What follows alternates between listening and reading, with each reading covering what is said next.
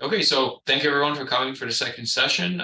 Some of you are in Europe and you're sure staying up late, so I really appreciate you joining again. And especially I love seeing a lot of people from Australia and New Zealand that are joining us here, some of them for the first time. We had a lot of growth in the Southern Hemisphere in the last year, which is really nice to see. At the beginning, after the introductions, I will do a short recap of what was said in the first session. This is just for your benefit, just in case you haven't, just in case you're not planning to watch the first part, which will be on YouTube in probably a few minutes, up to an hour, depending how long it takes to process. And then we will begin with the talks. So the first thing we're going to do, again, a round of introductions. Because we have some new people here, if you introduce yourself in the first session, I hope you don't mind introducing yourself again.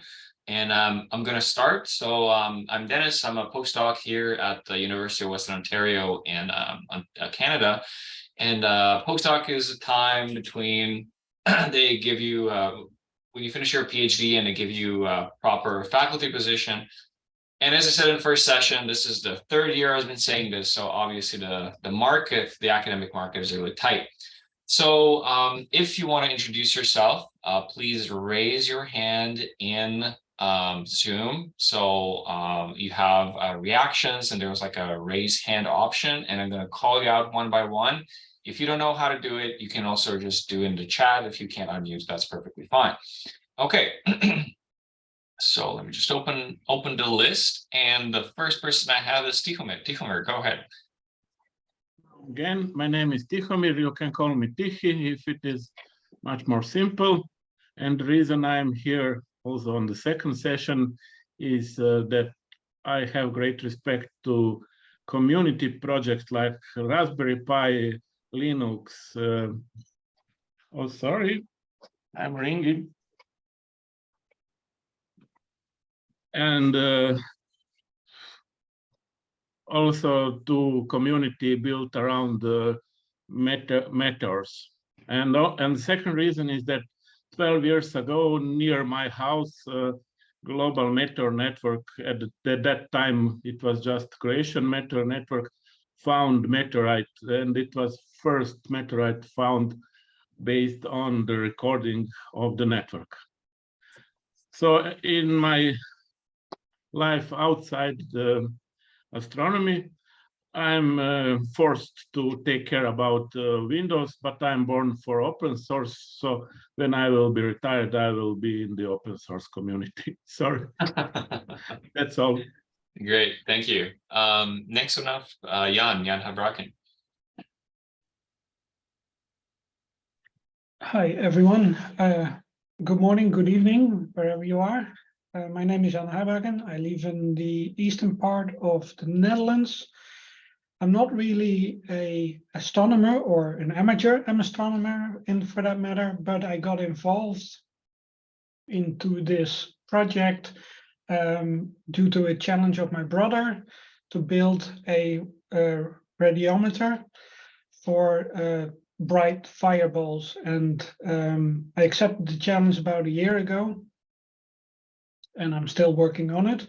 And in the first part of these sessions, I have introduced a concept that I hope will deliver us a less noisier radiometer. That's all from my side. Thank you. Yeah, if you're interested in meteor radiometers, definitely look at Jan's talk once the video is up. He's done some amazing work.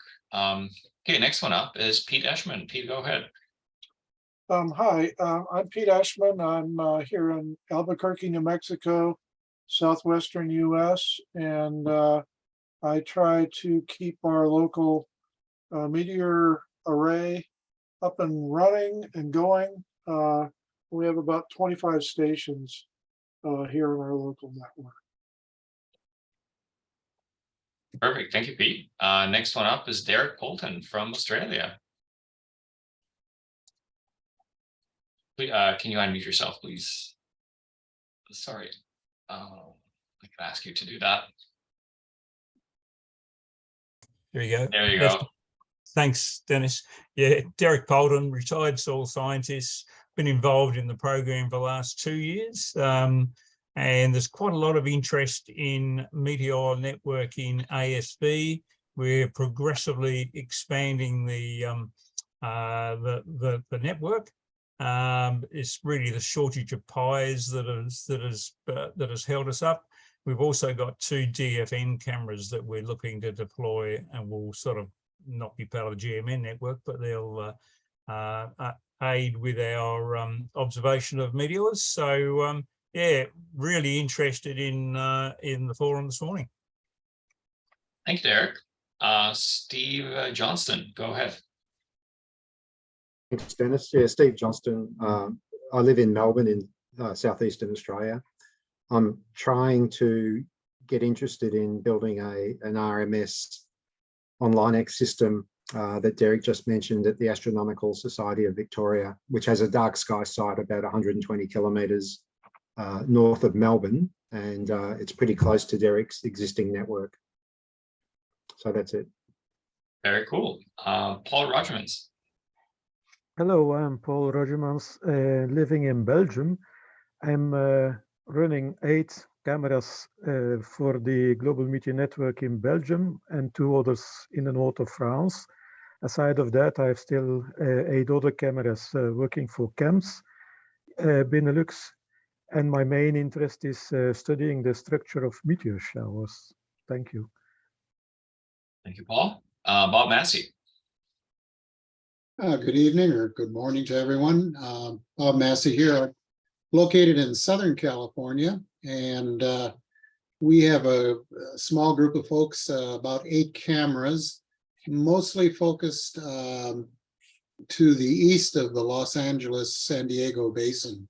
So we're looking more towards darker skies over the desert areas, towards Arizona. We have 1 station in southern Utah, and we're looking to slowly grow our stations. Most sites have 1 or 2 single camera installations, and we're looking to expand at least 1 or more of those sites into 6 camera locations. And our ultimate goal is to fill in the void between Pete's group in New Mexico, the group at Lowell University in Arizona, and then us on the West Coast. And the Linux box, those of you who didn't see the presentation this morning, the GUI-based Linux box is what we're using currently for our multi-camera installations. And I encourage everyone to take a look at that if you're looking at running more than a single camera at a single installation. Awesome. Thank you, Bob. Next one up, Alfredo. Hi, everyone. Well, I started capturing meteors using analog cameras in 2016, and in 2018 I started using RMS. I have 2 cameras in 2 different states, in Brazil's southeast. One is located in Sumaré, São Paulo, near Campinas, is a big city, and the second one is in Poços de Caldas, Minas Gerais. Perfect. Thank you, Alfredo. So again, just to repeat, if you want to introduce yourself, just raise your hand in Zoom and I'm going to call your name. So the next one up is Gene Mroz. Gene Mroz, go ahead. Good day, everyone. My name is Gene Mroz. I'm located in New Mexico as well, part of the New Mexico Meteor Array. My camera is here in Santa Fe, and we are, as Bob Massey explained, we are working to optimize our orientation of our cameras with the Lowell Observatory Network and with the Southern California Network. Perfect. Thank you. Next one up, Bill Wallace.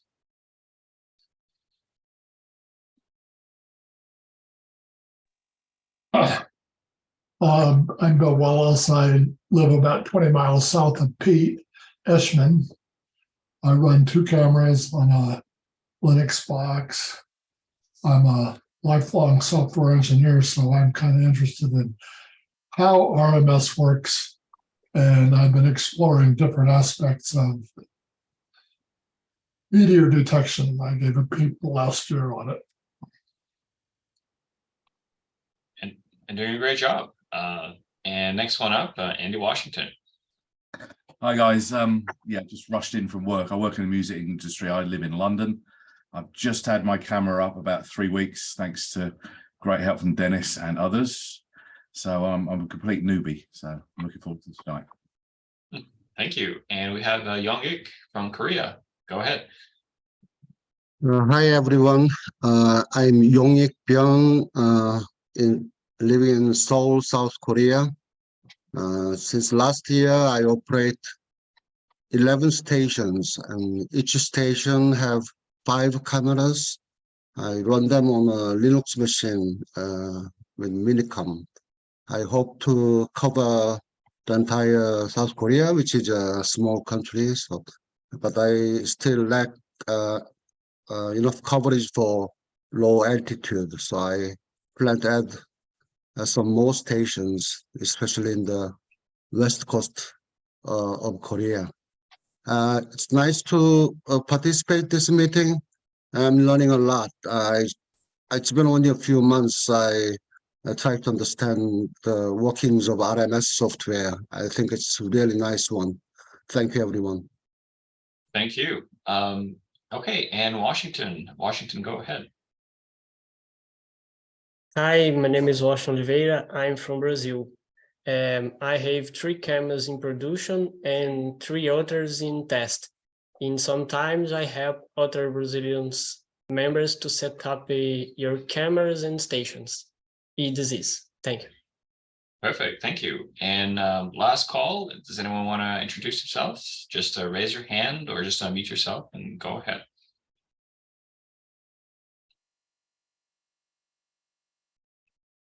Okay, perfect. So thank you all for introducing yourself. That was really nice. Now we finally know, I guess we can put the name to the face and the other way around.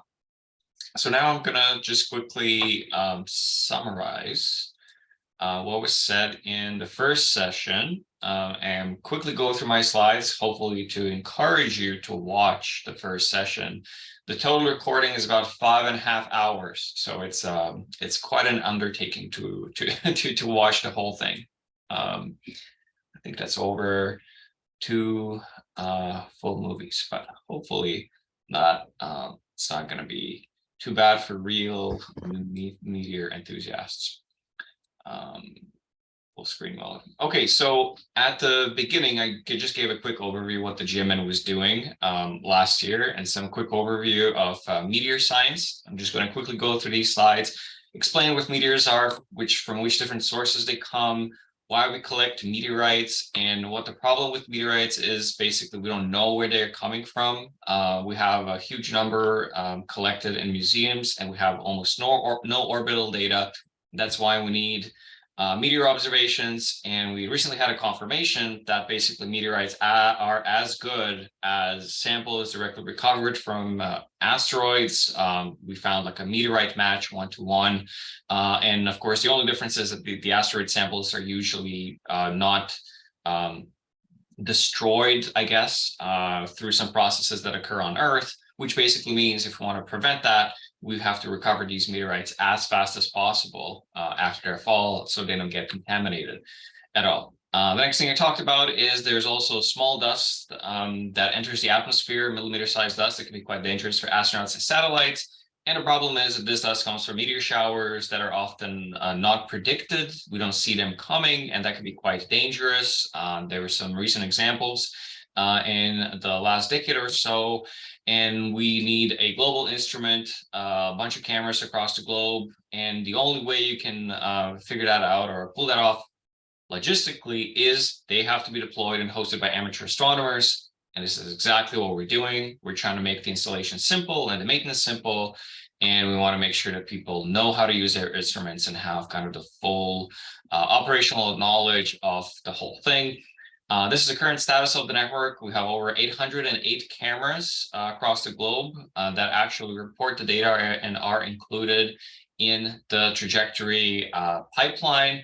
The biggest developments that occurred in the last year or so were the addition of the cameras in New Zealand and South Korea. where basically we had very little cameras there, and now it's basically all countries are virtually covered, which is really nice. And of course, the continual expansion of cameras in the UK, which now they're probably more than 1 per square kilometer. For those who are not really familiar, or for those who are new, all of our software and data are open and transparent. We want to make sure that people understand how we go from the raw videos to the orbits. And that's something that didn't really exist before in meteor science. Things were kind of a black box. We didn't understand what was going on. But now for the first time, we have 2 software packages that were developed as a part of this project that really show and explain everything. And we wanted people to kind of understand what's going on and improve on the software, and that's exactly what this community has been doing lately. People use the software and say, well, you know, I think this can be done better. They make the changes, they submit the changes, and now everyone is using it and everyone is happy. And of course, we make our data open because, well, you do this work for free, and it is only fair that everything you contribute is a contribution to everyone for the whole world. So all the trajectories, all the orbits are published within 24 hours of observation, not because we have some 24-hour kind of embargo. It's just that's how long it usually takes for all the data to be processed and the numbers to be crunched and all the kind of Monte Carlo simulations to be run for everything to be published. We also developed some software, and in the first section, I actually talked about how you can use this SkyFit software to calibrate any data whatsoever, any type of source that you might have, either video. It doesn't really have to be RMS, really anything will work with it, and you can make good calibrations. And then I talked about very briefly about the recent development, which were meteor shower. It was a module for meteor shower fluxes, which was developed in, I guess partly funded by NASA collaborators, where we want to track activity of meteor showers, especially meteor shower outbursts. And the reason why we want to do that is because there's a big telescope that's currently around, that's currently in, I guess, L2, and it has a 25 square meters of what we like to say meteoroid collecting area. So we would like to know if there's a big meteor shower coming. So all sorts of space assets, not just the James Webb Space Telescope, can kind of minimize the cross-sectional area towards the meteoroid radiant or turn their hard side toward the source of meteoroids and protect themselves. And of course, we don't want astronauts going out during some sort of a meteor storm. And I talked about the algorithm here, how we kind of put together, how we figure out when the sky is clear, when the sky is cloudy, and then we kind of match up the stars that are detected and the stars that are predicted. And then we just kind of figure out that the sky is clear based on the ratio of these stars. So obviously there's a cloudy period where there's supposed to be stars, but nothing got matched. And then I explained how the meteor flux is computed in maybe too many details, but I show these attractive plots showing the activity of the Geminids. So you can see how the ZHR, which is kind of the hourly rate that one can observe in ideal conditions, of the Geminids are when combined in multiple years from hundreds of cameras, and we can get really, really good, accurate flux profiles. And we verified this method using some previous publications, and we observed interesting outbursts. So in 2021, the Perseids had an outburst that no one predicted, and we caught that really well, and we were able to make good measurements. And yeah, the outburst was really something else, because at the peak, the ZHR was over 300, but usually the Perseids peak at maybe 100. So the outburst was it was quite short, but it was quite powerful. I wish that it was predicted, because I would definitely be interested in seeing it. And then there was a Tau Herculid outburst, a very interesting meteor shower.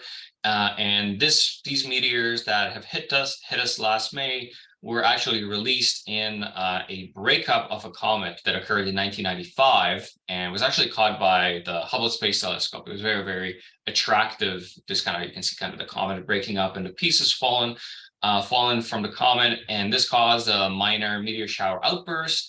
And the GMN was able to catch this and characterize it within 12 hours of when it occurred, characterize it flux profile, give a bunch of orbits of scientists and all the kind of spacecraft operators and all the people who are interested in this kind of stuff know exactly what happened and what's going on, which is extremely important in this day and age when there's so many space assets, satellites, and more human presence in space. This kind of situational awareness is extremely important. And I said that we're planning to release a website with real-time fluxes of meteor showers. And this website is it's almost completed. It's just waiting for approval, which might take a while. And then I talked about some exciting news that happened. Well, one happened a couple of weeks ago, and another happened a couple of months ago. And that is that we had asteroid impacts. So, well, in terms of an asteroid impact, it was just a 1 meter object, nothing too fancy, but there was an asteroid that was detected by Catalina Sky Survey and by actually David Rankin, who has some of our cameras in Arizona.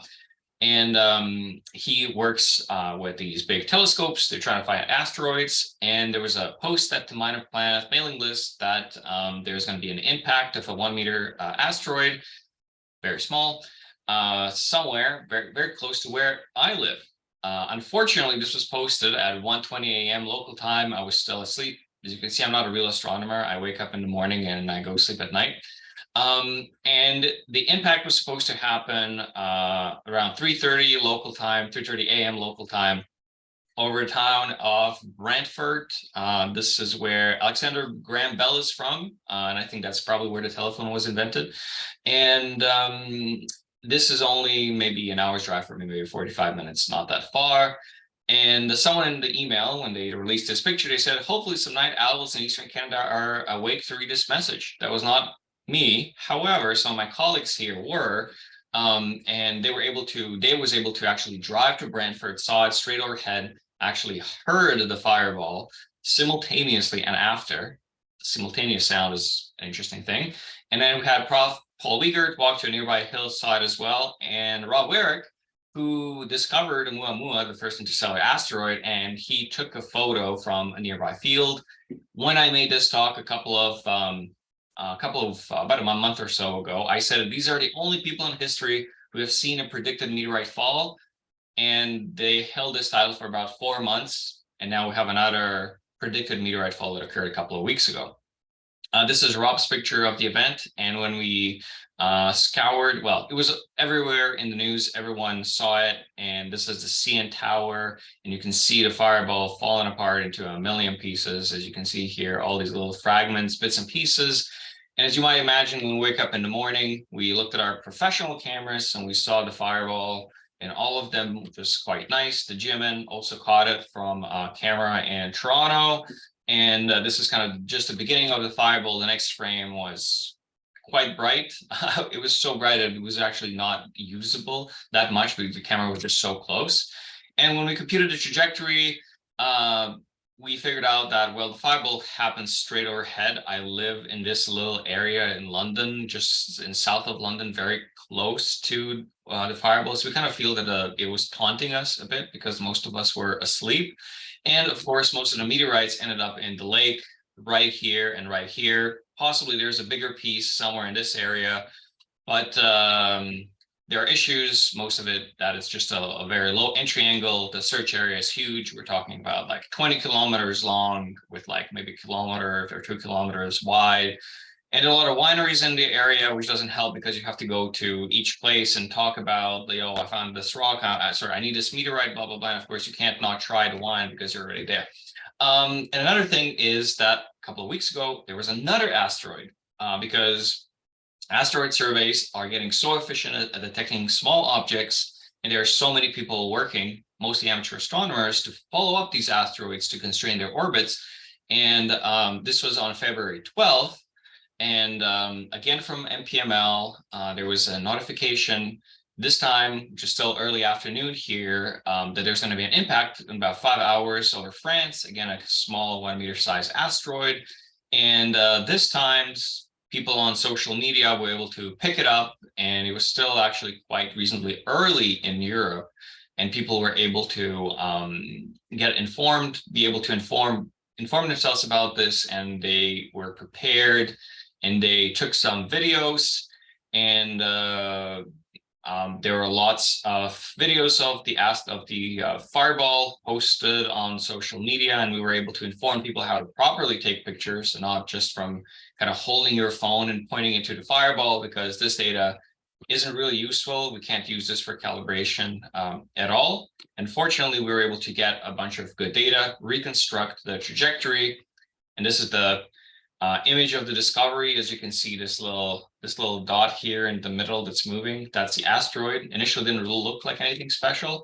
And using the data from the global media network, especially the cameras in the UK, and using some of the security camera images, some casual data, we were able to make very accurate predictions of the fall zone.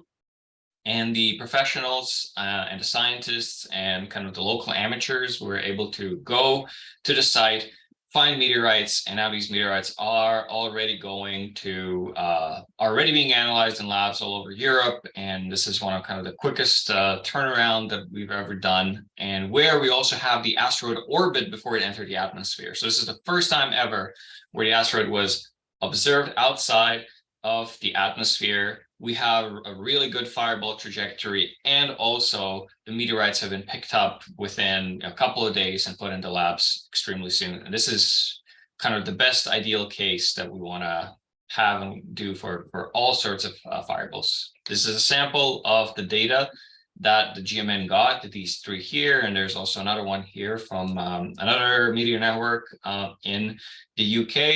For a meter-sized object, or I guess for an asteroid, it wasn't really that big, all things considering, which is really interesting. And just to show some kind of recent innovation, we have deployed a lux sensor. One member, Richard Bassam, who actually lives very close to where the fireball occurred, deployed one of these $10 lux sensors and was able to get a really good unsaturated light curve of the fireball. And you can see here as the height decreased, the absolute magnitude got brighter and had a very sharp peak.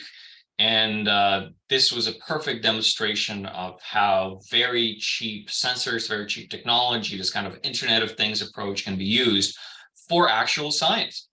And we also got something on the old version of the Meteor radiometer, which, as you can see, why Jan is developing a new version. This one has a lot of noise, and the design is just, well, that's something that I did and a long time ago with very little knowledge of electronics, and now I'm even worse.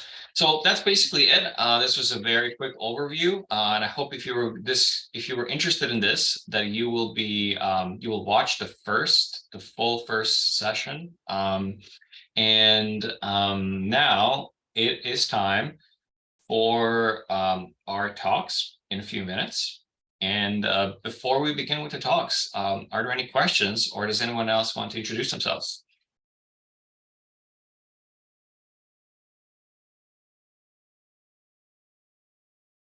Okay, if not, I suggest that Pete Eschman, can you get ready to give your talk?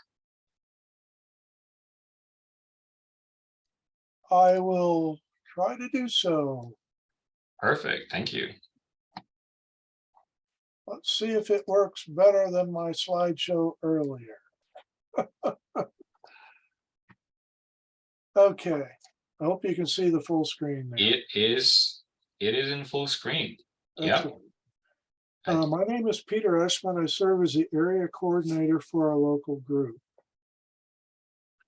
We have 25 GMN stations in our New Mexico meteor array located in southwestern United States. Coverage is centered on the intersection of two interstate highways in the Albuquerque metro area and covers 120 kilometers north-south by 225 kilometers east-west. This map shows our local stations. It's missing several we added in the last year, and is also missing some yellow pins for the Lowell Observatory project along this edge of the state of Arizona. Here we can see the New Mexico cloud to the right, Arizona cloud in the middle, and then the California cloud over on that side of this image. Recent results show a more continuous distribution between the areas where the counts are relatively low. So it's beginning to fill in. This slide shows our station operators. I won't try to read all the names, but you can see we've got 11 cities represented with 16 owner operators. It began in February of 2018 when I bought an IMX 225 station on eBay. That was from Denis and Mike, Missouri. In the fall of 2018, we ordered 14 stations from Denis and Mike, which really got our Meteor race started. In spring of 2019, we ordered parts to build 14 more stations and sent 3 to California. In 2020, we ordered parts and built more stations, and we've continued to buy parts and build more cameras since then. Our cameras use IMX 291 sensors with 4mm lenses. Our Pi stations use a 128 gig micro SD card, providing room for 5 nights of captured data. They also have a 256 gig USB thumb drive for automated data backups each morning. Most stations have upgraded from Jessie Pi 3 to 4 gig Pi 4 on Buster, and many are now moving up to Linux operating systems running Ubuntu. Our array currently has 13 cameras in 6 locations on Ubuntu, 9 cameras in 7 locations on Pi 4 Buster, and 3 cameras still on Pi 3 Jessie. Most of you already know this, but Pi 3 has significant shortcomings. They typically lose a lot of data, anywhere from 25 minutes to several hours per night. They take a long time to process data, and the wintertime of Pi 3 can take so long to process that the start of the next capture for the next night is delayed and data is missed. Because their Python version is so old and no longer supported, they do not support machine learning techniques used to filter out false detections. However, in this day and age, with Pi 4 in short supply, a Pi 3 is certainly better than nothing at all. Pi 4 are a major improvement. They capture more data each night and process results faster in the morning. Linux systems offer even better results and allow us to run multiple cameras on a single system. These systems are rock solid, and it's convenient to be able to check multiple cameras using a single remote connection. For those who are interested, we had a separate conference presentation on Linux RMS systems in the first session earlier today. I can offer a few suggestions for area coordinators. It's best to monitor station status using a site where station data is aggregated. Automatic housekeeping is necessary to make sure there's room for multiple capture directories, which gives us time to find a fireball that might have been missed a few days after the fact. Automated station backups to USB thumb drives and running periodic disaster recovery backups are important. And use VNC or any desk connections to distribute revised script files. Help with hardware and software problems and assist those that have station recording failures or who want to upgrade their hardware. Act as a clearinghouse for information to and from Denis and relay important discussions from the forum on Global Meteor Network at Groups.io. Coordinate with GMM stations in nearby geographic areas. Distribute tasks among station owners so that knowledge and skills are shared, and promote public outreach. We've developed an external script to enhance network robustness by automating 3 tasks. The first task is to write station diagnostics to a text file, which includes number of captured FITS files, any shortfall from the expected number of detected meteors, count of archive and capture directories each night and write a message if the counts don't match. Warn if the photometry report is missing and indicate if there's only storage space for one capture directory. The second task is to upload data to our local server and optionally upload data to a station owner's own website. The third task is to back up data to a USB thumb drive for data security and automatically delete old data to free up storage space. Here are some examples of entries in our diagnostic logs, showing things like FITS file counts here, number of detections, capture versus archive directory mismatches, no photometry, and various other diagnostics. No FITS files at all on this one. I will comment that we have one station that runs both our external script and the InstaStream script, so we know it can be done to run more than one. Another part of the task is to develop utility scripts to facilitate disaster recovery by backing up critical micro SD files to a USB thumb drive. Provide a script to reprocess data from previous nights when stations crash or a plate bar is revised. Provide a script that toggles camera settings easily between night and day modes so folks can adjust camera focusing and pointing angles. Run a script using a cron job to make sure data did get uploaded to our local server. And it's best to automate tasks to reduce workload on an area coordinator. I use cron jobs to consolidate station status and diagnostics so all stations can be monitored at one time and in one place. Upload aggregated data and display it ordered by camera azimuth angle. We've found it easier to spot bright events that are shared by stations and catch any new problems if results are presented in camera azimuth order. This site automatically refreshes 3 times a day, and it serves as a tool for public outreach. I'd like to acknowledge some of our local members who stepped up to help.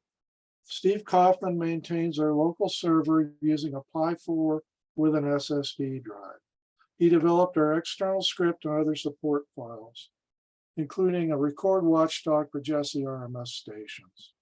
He helps keep our group on track by sponsoring group Zoom meetings every 2 weeks. Eugene Mroz helps us optimize camera location, azimuth, and altitude settings, and Gene will be presenting later. Steve Welsh helps build and configure cameras. Bob Huffnagel trimmed visors on our metal cases to avoid shading the image corners. He's also assembled a bunch of camera cables for us. And so far, we've had 2 events resulted in predicted strewn fields, one in the Albuquerque metro area and one a bit further west. I'd like to suggest some resources for people starting out. Read and reread the GMN Wiki. The wiki's being improved all the time. We should all remember to check it for updates. Consult Mark McIntyre's excellent UK Meteor Network RMS Wiki and subscribe to Global Meteor Network at Groups.io. Thank you for your time today. I'll be happy to try to answer any questions you may have. Excellent. Thank you, Pete. Just for context for new members, Pete was, I think, the first person outside of the, I guess, Mike Mazer and myself and Damir in Croatia who deployed GMN Meteor cameras. And it's really with Pete that the G was added into GMN, because before that, it was just kind of like our little Meteor camera. And after that, it was like, well, there are cameras in 3 countries already. So it's global. So we better start calling it a global Meteor network. And it was just kind of a spur of the moment decision on Mike and I were in my living room, and we're just like, well, it's called the GMN. Let's start the website, and that's how the whole thing started. When Pete got the first camera on on eBay that we were selling. And after that, he ordered 14 more. Yeah, I had to pull the wool over everybody's eyes for those 14. I had to pretend that I knew what I was doing when I got people lined up to order some more. That's right. And Anyway. that's right. I'm not sure if I can try to quickly find it now, but it's that first camera actually has this little dedication inside. Oh yeah, I know what you're talking about. But I'm not really sure if I can oh, I found it. You If don't found it. mind, Excellent. I found it. Let me just share my screen quickly. There we go. This is Yeah. This is where you sound. Let me just turn around. There There we you go. go. February 4th, 2018. That's probably I guess the official start date of the GMN that we can call it. I think we just missed to celebrate our 5th birthday this year. That's Oh, wow. true. And you know, I kept running that camera all the way up until just a couple months ago when I switched it to a 291. So yeah. Is the box still there though? oh yeah, I just put a 291 in the same Just a case. 291 inside. Yeah, so Okay. the case is still running. Yeah. That's very cool. Okay. Yeah, I remember initially people were skeptical these cameras are going to survive for more than a couple of years, and well, this one got replaced because there was just a new technology. Right. New technology was available, but it was still running strong. Okay. Yeah, it was still running strong. It didn't support multiple camera streams, so when I wanted to start testing, it was a bit of an obstacle there. I couldn't do 6 cameras. I could only do 5. Only do 5. Anyway. Very cool. Thank you. Okay. Next one up is Gene Mroz. Gene, please go ahead. I think Derek has a question. Oh, sorry. Yes, go ahead, Derek. Yeah, look, just a quick question. You're putting us to shame with the amount of backup you're doing. You didn't mention InstaStream. We sort of rely on InstaStream to a certain extent with backup, but it's can you give us a view on the backup you need to do locally and backup that occurs through InstaStream? Well, the primary backups would be the critical files you need to recover a micro SD card. But just matter of fact, we do copy the tarbz2 file to the thumb drive in case somebody wants to access their data later on. We also copy the CSV files and things like that automatically to the thumb drive. These days you can get a 256 gig thumb drive for $20, and it's kind of cheap insurance, you know. Yeah, the tarbz2s, of course, they're up at GMN, so they're not gone. They're always available. There's some things like the captures, the stack of all captured FITS files that's not in the tarbz2. So there are a few things like that you might consider that you might want to back up. Or if you're doing, say, the time lapse and things like that. But as you say, that all that stuff's on InstaStream. Our situation is we started before InstaStream was part of was RMS, and so we sort of evolved in our own direction, I guess. But you can, in fact, we figured out how to merge multiple external scripts. We got one guy that's running iStream, but before iStream quits the script file, it runs our external script, and then it switches back to the InstaStream Pi, then turns around and reboots the RMS station. Of course, with Linux boxes, you don't want things rebooting all the time. If you're running multiple stations on a box, it gets tricky. You can't reboot automatically because maybe another station hasn't finished yet. So the whole idea of rebooting every morning is something best left to I'd say a Raspberry Pi. Hmm. Did that answer your question? Yeah, no, that's really good, Peter. Thank you. Yeah, and we're sort of moving in that direction of Linux boxes, so it's good to understand the differences that might occur there. If I might just add that the only thing, as you said, is not backed up is the stack of all of the what we call the capture stack. And I plan to move the capture stack from the IsraStream script to the normal RMS script. And also one thing that's not really backed up is the time lapse, which can be useful sometimes, but the IsraStream actually doesn't really keep all their videos up forever because of their limited space. They actually do transfer that to the GMN server. So everything is kind of backed up, but there is just kind of almost a 1 month gap. And I would like to change that. David Rawlinson has a question. David, go ahead. Hi, if you're not restarting the machine each day, how do you keep the software up to date? Is that a manual operation? Are you talking about the Linux installation? Yeah, the Linux multi-camera Yeah. machines. What we do is we found that they'll run for a couple days, but I've been seeing some log file corruption. So what we do is one of the scripts that's part of the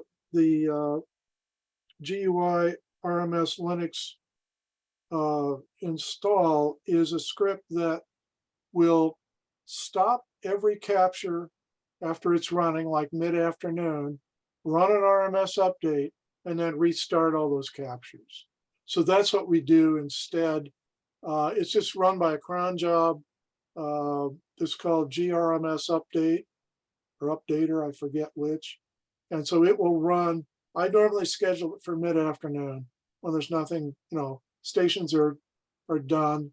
And so they will automatically every day, they'll do the equivalent of a Raspberry Pi 4 rebooting. That seems to work fine so far. Yeah. But I have seen log file corruption where they'll be missing log files after 3 or 4 days. And we never really pinned down what was causing that. So I just felt it was safer to stop and restart all the capture sessions, in the afternoon. Thank you. Okay, I think we're good to proceed. So Gene, please go ahead.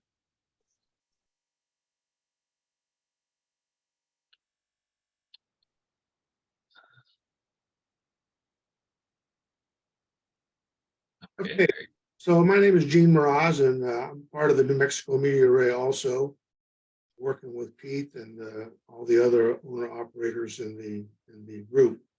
And since the beginning of my involvement with this operation, I've been interested in the question of how to optimize camera orientation.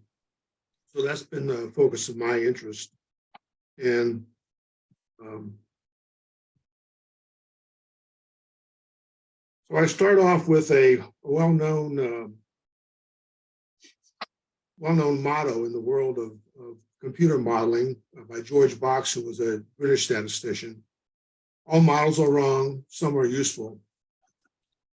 And so keeping that in mind, that's going to be a theme throughout my discussion here today. My original goal, it's still my goal, is to create a numerical model for optimizing camera pointing for meteor detection. And more specifically, I want to try to find the optimal orientation for each camera in a network so as to maximize the volume of atmosphere that is held within the field of view of at least 3 cameras. So in the last year, we've done some improvements to the model.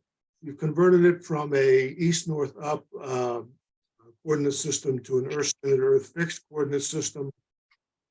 And we've also taken steps to kind of more accurately depict the actual field of view of the cameras by taking into account light loss from atmospheric extinction and the inverse square law.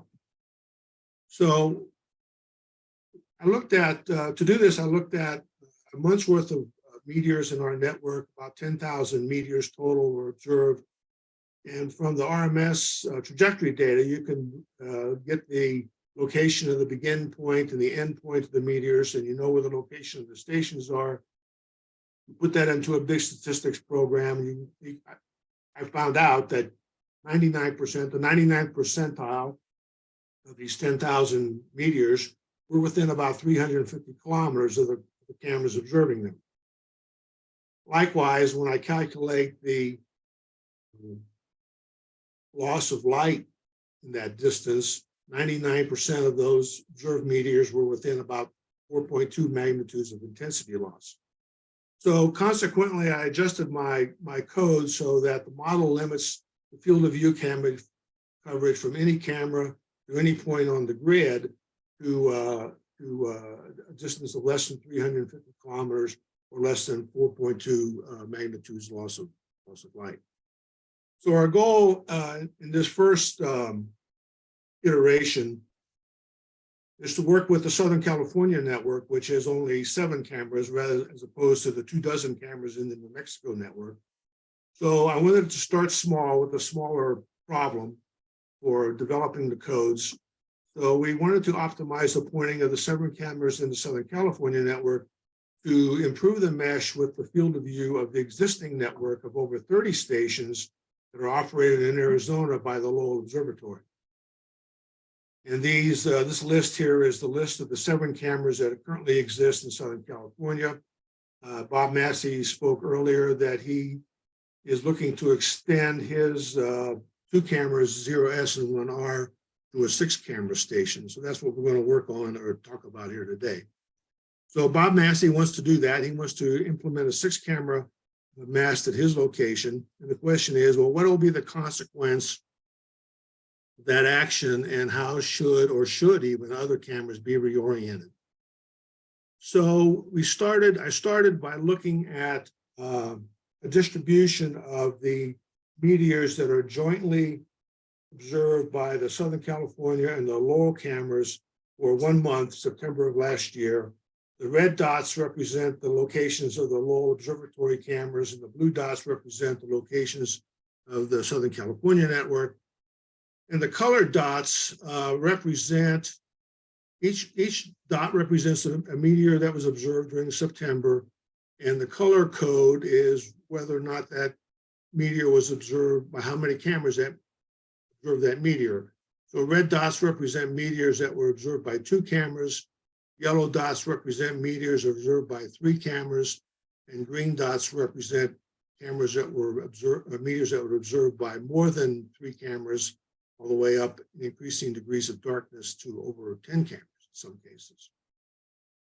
So then I took a look at what does the field of view model have to say about those cameras, and what is the computed field of view of those cameras? And you come up with a map like this, an analogous map that shows the coverage of the cameras as computed by the field of view model. It's kind of hard to compare that with the previous slide because of the density of points. So what I did was I downscaled or down selected the model calculation to match the number of meteor observations to get a little bit better visual sense, at least, of the accuracy of the model. So in the lower right-hand corner here are the observations. Again, you can see that this camera here, this blue camera up here on the border, is looking down into northern Arizona. So it intersects many of the Lowell cameras. So we've got a lot of green dots here representing multi-camera interactions. And if we look up here in the upper left-hand corner, which is the model calculation, here too, we see that we've got a lot of green dots representing multi-camera coverage in this area as well. The geographic coverage is similar in both cases. Down here in the Southern California region, the model seems to think we should have more multi-camera observations than what we seem to have seen in reality. I don't fully understand why that is, whether there were cameras perhaps that were down during that time and weren't operating. The model also suggests, The model also suggests that we should have seen more cameras out here into northern Old Mexico and off the coast. Didn't see that in reality. I don't know if this is light pollution issues with Southern California or some other things going on there. But I was overall encouraged that that the model does as well as it does in replicating the pattern of observations that we saw. I would like, as a kind of an aside, to have a robust statistical methodology to compare observations against calculated positions in a three-dimensional, latitude, longitude, and altitude array, kind of like a three-dimensional correlation coefficient, if you will, but I haven't found a statistical methodology that permits that.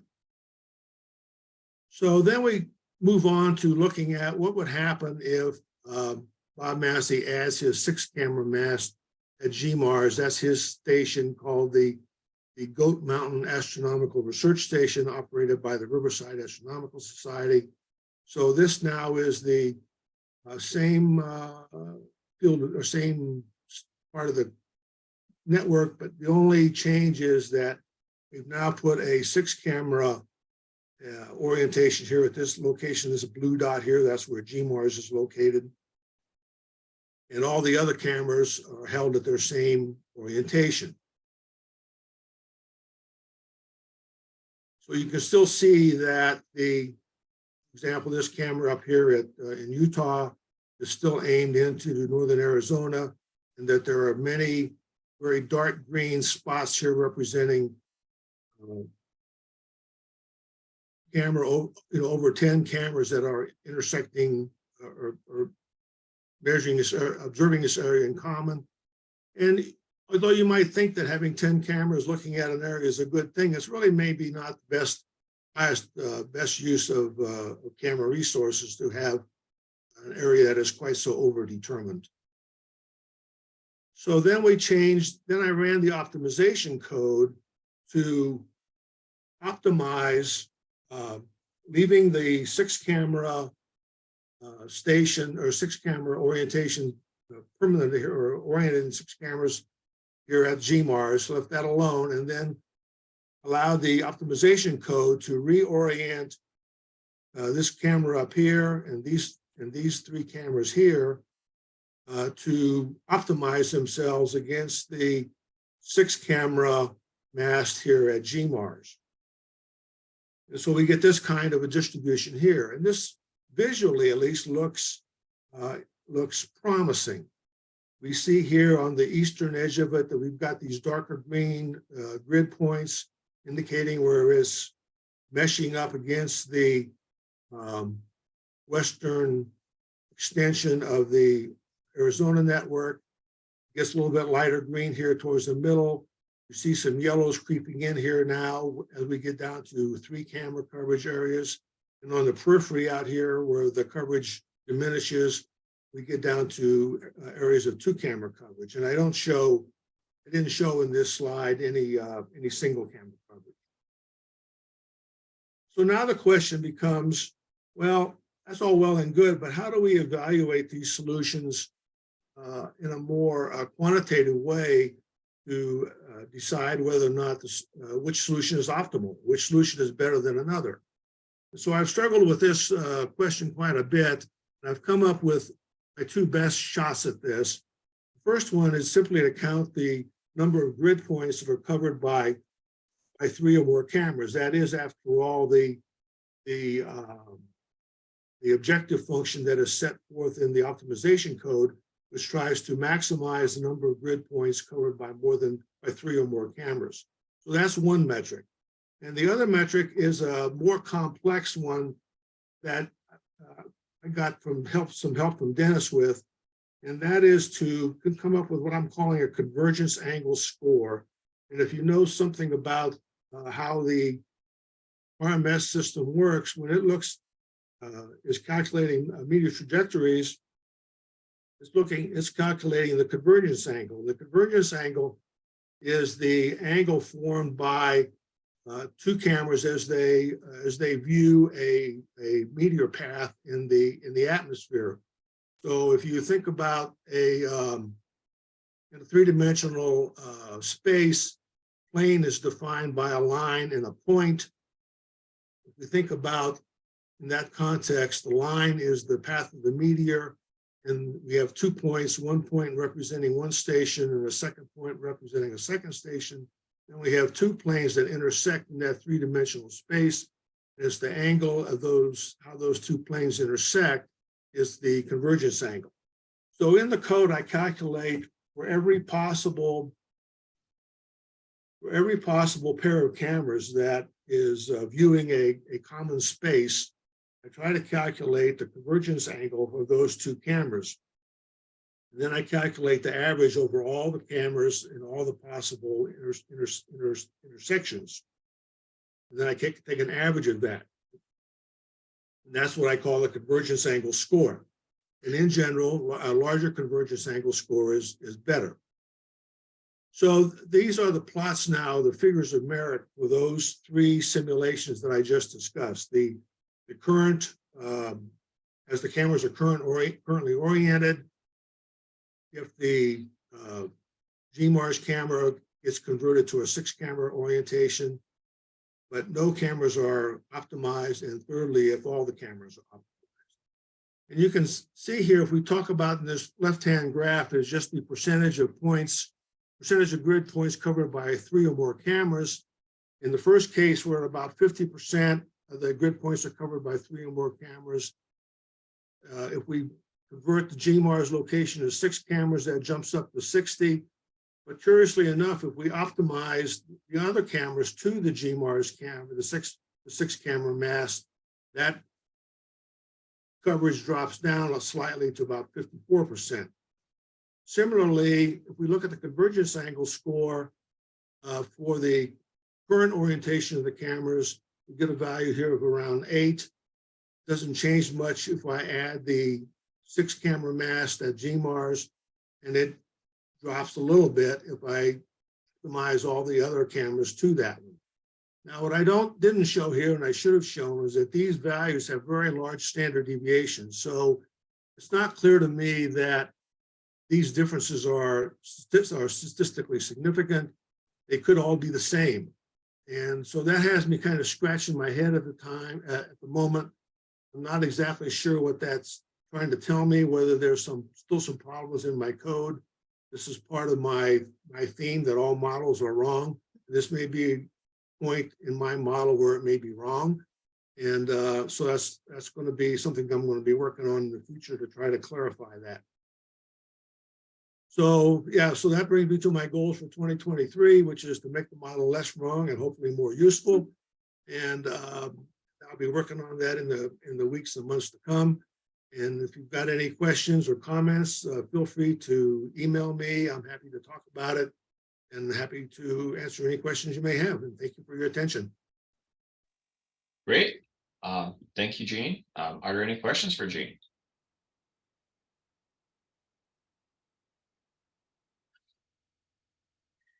Just for context, if people haven't seen your previous talk, you've, I think, successfully optimized quite large networks and all over, I guess, New Mexico and Arizona. And the way it works is that for every station, you have to define the location and the look angle and the field of view, and then the software automatically finds what the best pointing angle is. If I remember correctly, and I think the convergence angle aspect just adds another layer to it where it figures out where the meteor trajectories are going to be best. And one thing that I was thinking about is actually we could use some of the some of the flux code, or I guess some of the concepts from the flux code to include in there, and especially, for example, like the range, where you should optimize less for a little block that's far away, because that's where the sensitivity is really low, and also kind of the elevation and other angles as well. That would be I think what you've done with that flux code is interesting, and I think it meshes in pretty closely with what I'm trying to do too. And I've been trying to think of ways in which that information can be compared or evaluated jointly. Yeah, that's something definitely to think about. I have a couple of questions. Yeah, go ahead. So your software, your model tells you the azimuth and the elevation to set each one of your camera based on the other cameras in the area. So looking at your graph, it looks like, or your plots there, it looks like most of the cameras are looking to the west or in the western area. And it didn't seem like you were covering much back over towards the east. Is that just because there were no stations that worked out in those eastern side of you? I neglected to say that I when I was graphing out those plots, I only looked at the regions where the Lowell cameras intersected with the Southern California cameras. So the eastern part of Arizona, there's a huge coverage by the Lowell cameras solely that really weren't germane to this problem. So I just didn't plot those. The other point I should make while we're talking about that is it kind of came up a little bit in the morning session. There was some discussion about coverage out over the oceans. And I have explicitly forbidden the code to allow solutions that point cameras out over the oceans, because I was working under the assumption that we want to find meteorites that hit the ground. So if they hit the ocean, that information isn't all that valuable to us. So I've explicitly forbidden the code from landing on solutions that point cameras out over the oceans. Okay, and then another point is, do you find any issue relating to the mountains that you're looking around? Are they impacting your observations? Well, they impacted in the sense that every camera has limitations in its field of view. These are obstructions at the low levels, and I depend on the operators to tell me what orientations are forbidden or allowed. And so I have provisions in the code, crude provisions in the code, to avoid azimuths that are blocked by mountains. Okay, thank you. Perfect. I originally planned to make a short break, but I think maybe we should continue with the last talk and then have a break after that. How about that? So, Bill Wallace, would you mind setting up your talk? Okay.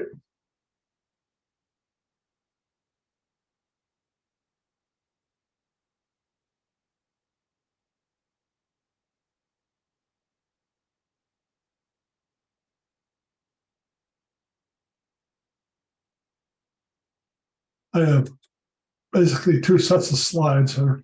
I'm Bill Wallace. I'm in the same network with Pete and Gene. I run two stations, and that's my email address. And my topic this year was using machine learning to be able to select areas of interest within an RMS FITS file for detection processing.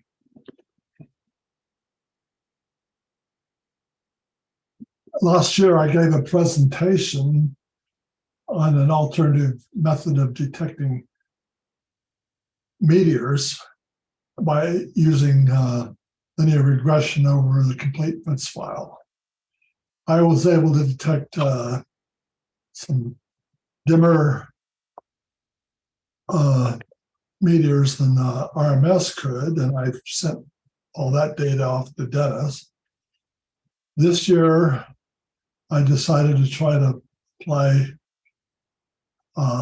this year machine learning was applied to RMS to get rid of false positive detections. So I decided to try my own hand at machine learning and apply it to my version of detection. However, I am applying the machine learning prior to detection. This is the software and hardware configuration I use. I use CFITS.io, which is C code that NASA provides to look at FITS files.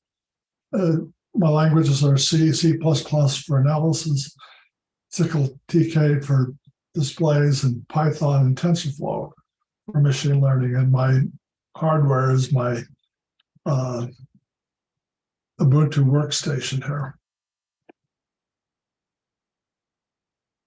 The examples, I select examples and put them in 32 by 32 pixel ping files, and I categorize them as lines, non-lines, and airplanes. And I train two separate neural networks. One is this thing between lines versus non-lines, which the lines in this case include airplanes, and another one that distinguishes between lines and airplanes. That way I have only 12,000 examples of lines versus non-lines and 6,000 for lines versus airplanes. These are, I mean, this isn't enough yet, but I've been working on this since December 29th. This is an example I sort of picked at random of a non-line. It's a cloudy field. This is a dim track, probably a satellite. That's an example of a line. And this is an example of an airplane. And you can tell that because it's wider here than it is here. That's where the running lights flash on and off. We have plenty of airplanes here in New Mexico that Pete and I see all the time.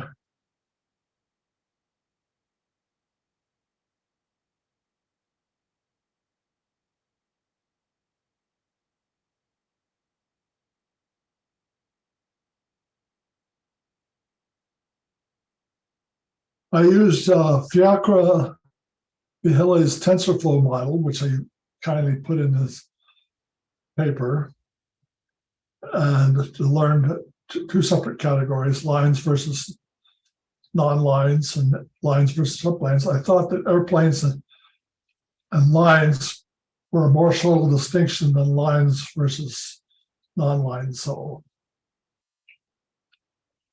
even with so few examples, I get 99% accuracy on lines versus non-lines, and just under 99% for lines versus airplanes. This is basically the results of applying this to a field, and this shows where I am going to search for objects of interest. This is the same field, except I've not limited it. I just used my algorithm to find straight lines, you know, since I'm using linear regression.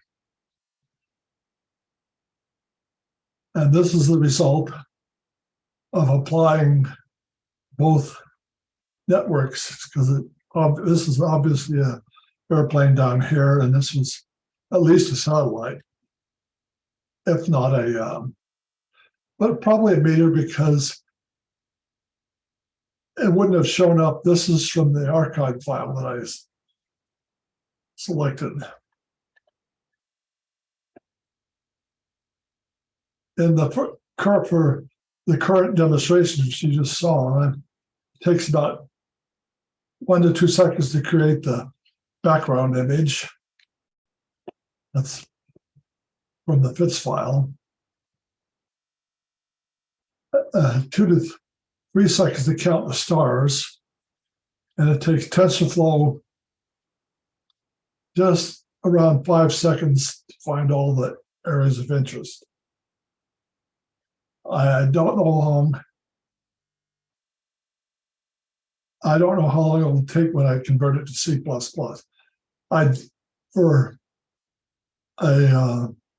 did count the number of fields that I searched in the FITS file, and it's over 3,000. So a 60 milliseconds area.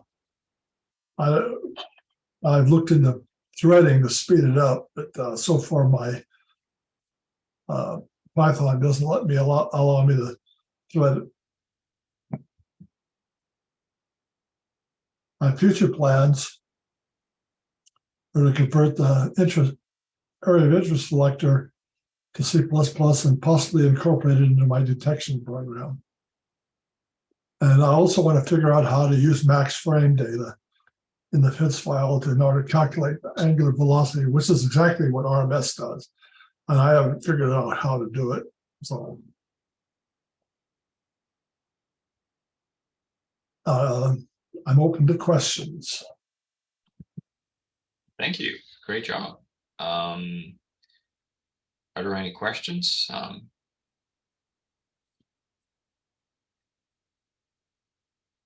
David, go ahead. I have got a huge problem with mosquitoes.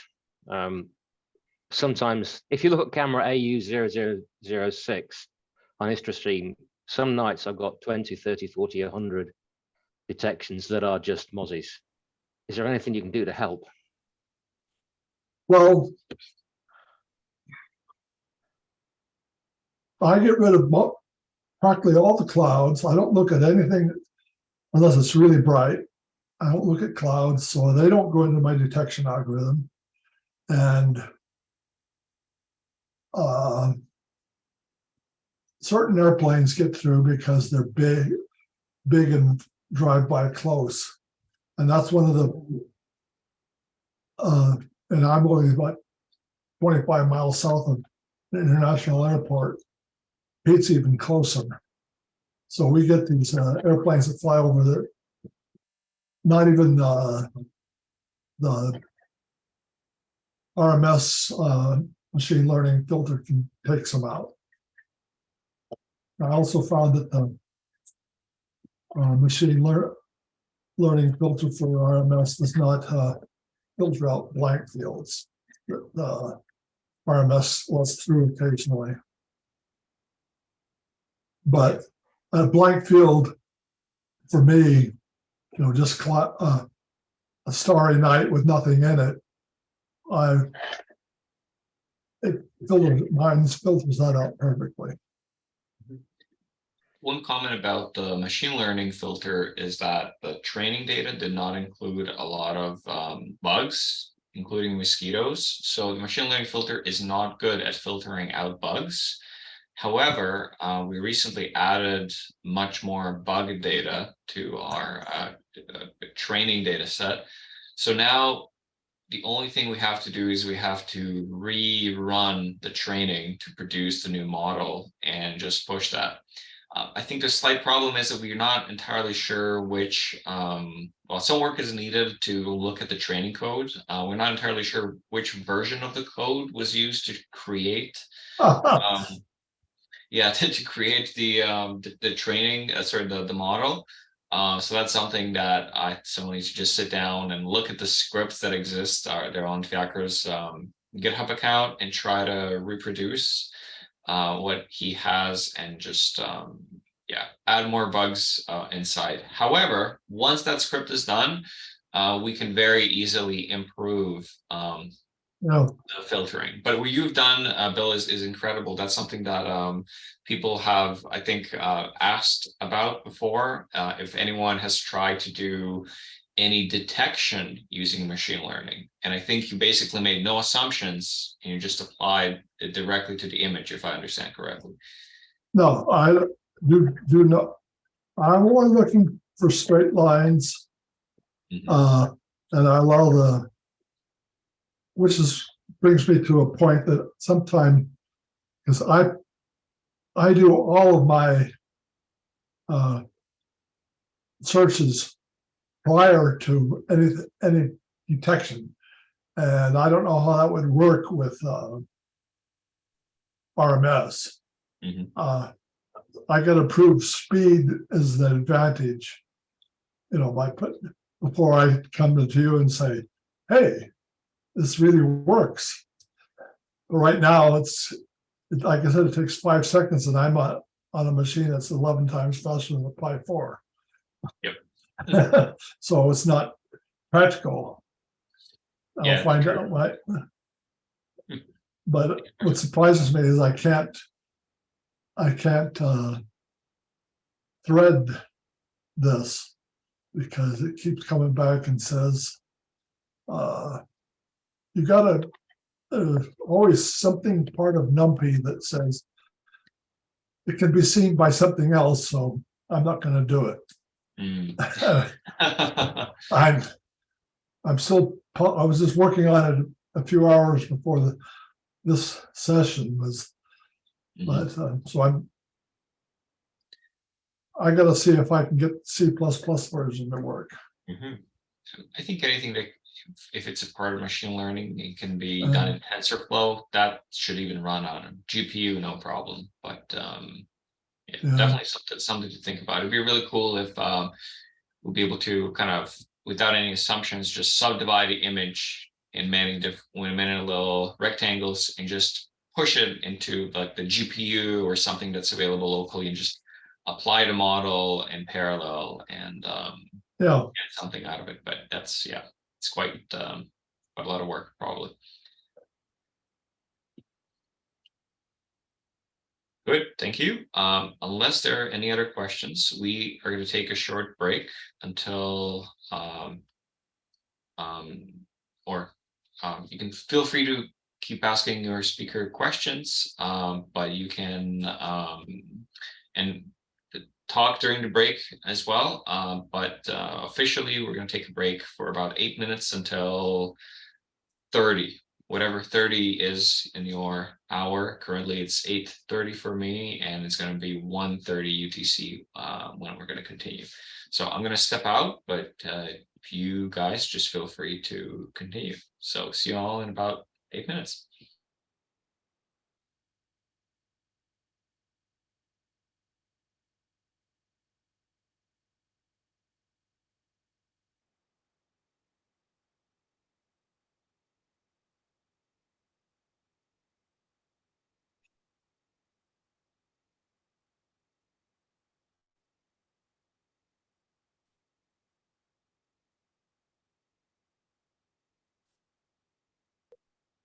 So, Bill, I guess you're still listening, huh?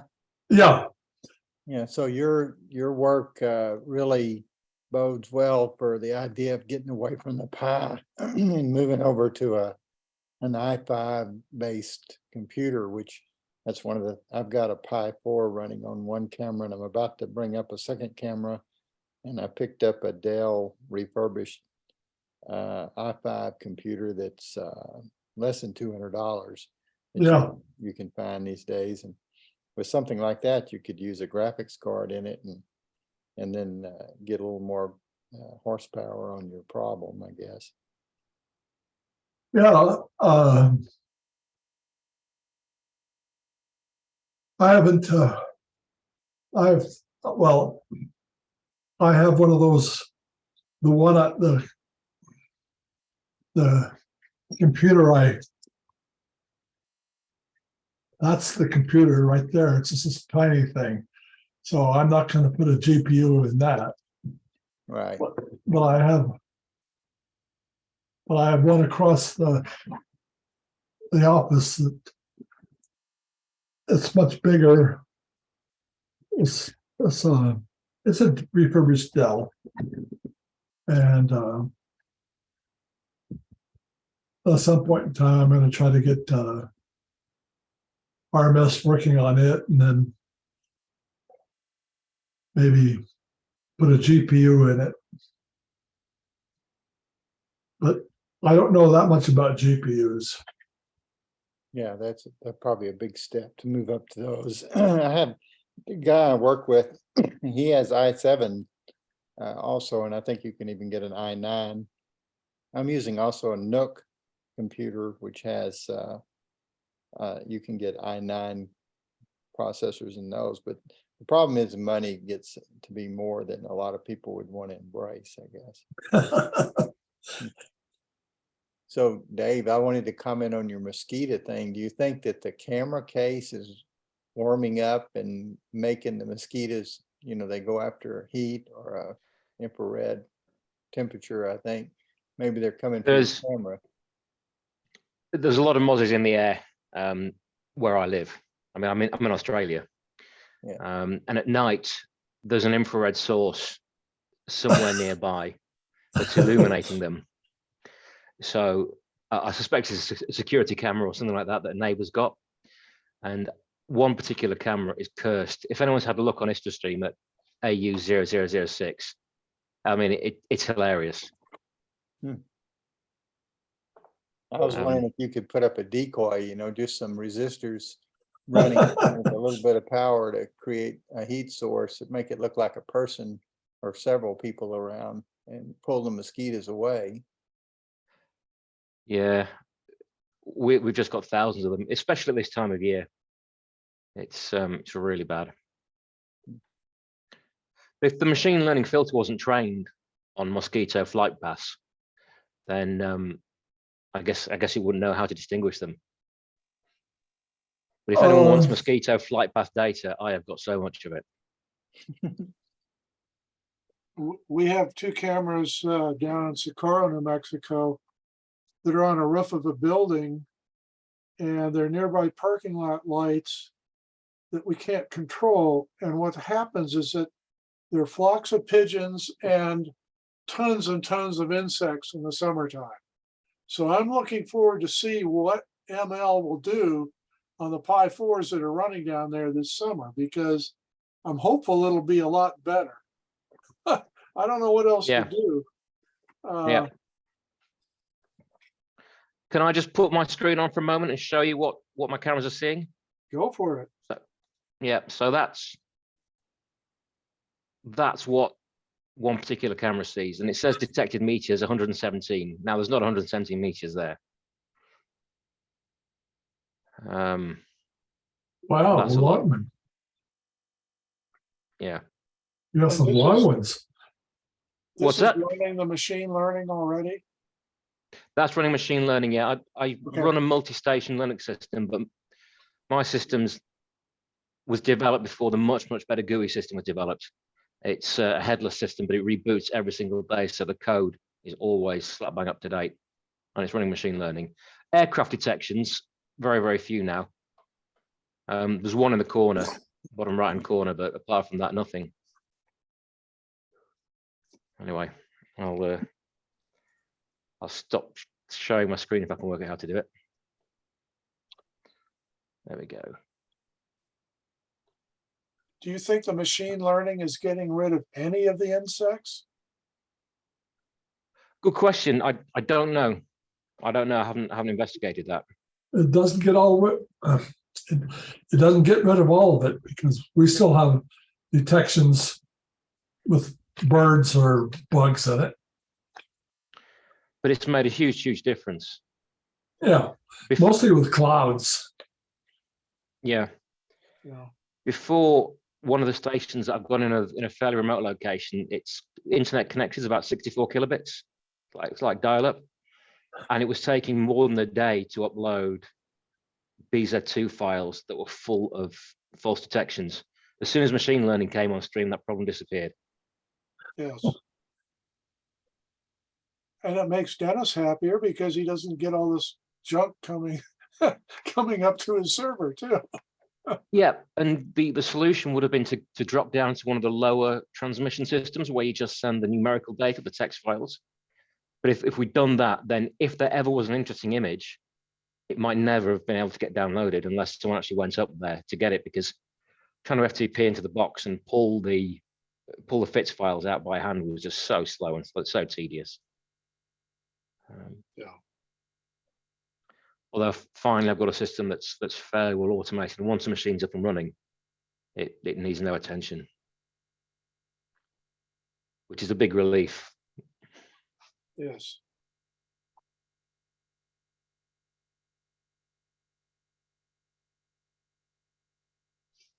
And David, I do recall you helped me a lot within the last year or so when I was trying to run Debian, get Debian up and running. And I finally quit because it just did not have enough support for things like Wi-Fi and stuff like that on the boxes. And that's why I kind of bailed and went to Ubuntu instead. But I do appreciate your help because it was quite beneficial. And then the new stuff we got, I think I recommend it highly for people. I mean, it's literally just 2 scripts that you run once you install Ubuntu, and everything is there. And Ed even wrote some scripts that will migrate an existing Pi station to the Linux box now. It'll copy the SSH files and the config and the plate bar and all that stuff in. So it's so far anyway, it's been working really well. That's awesome.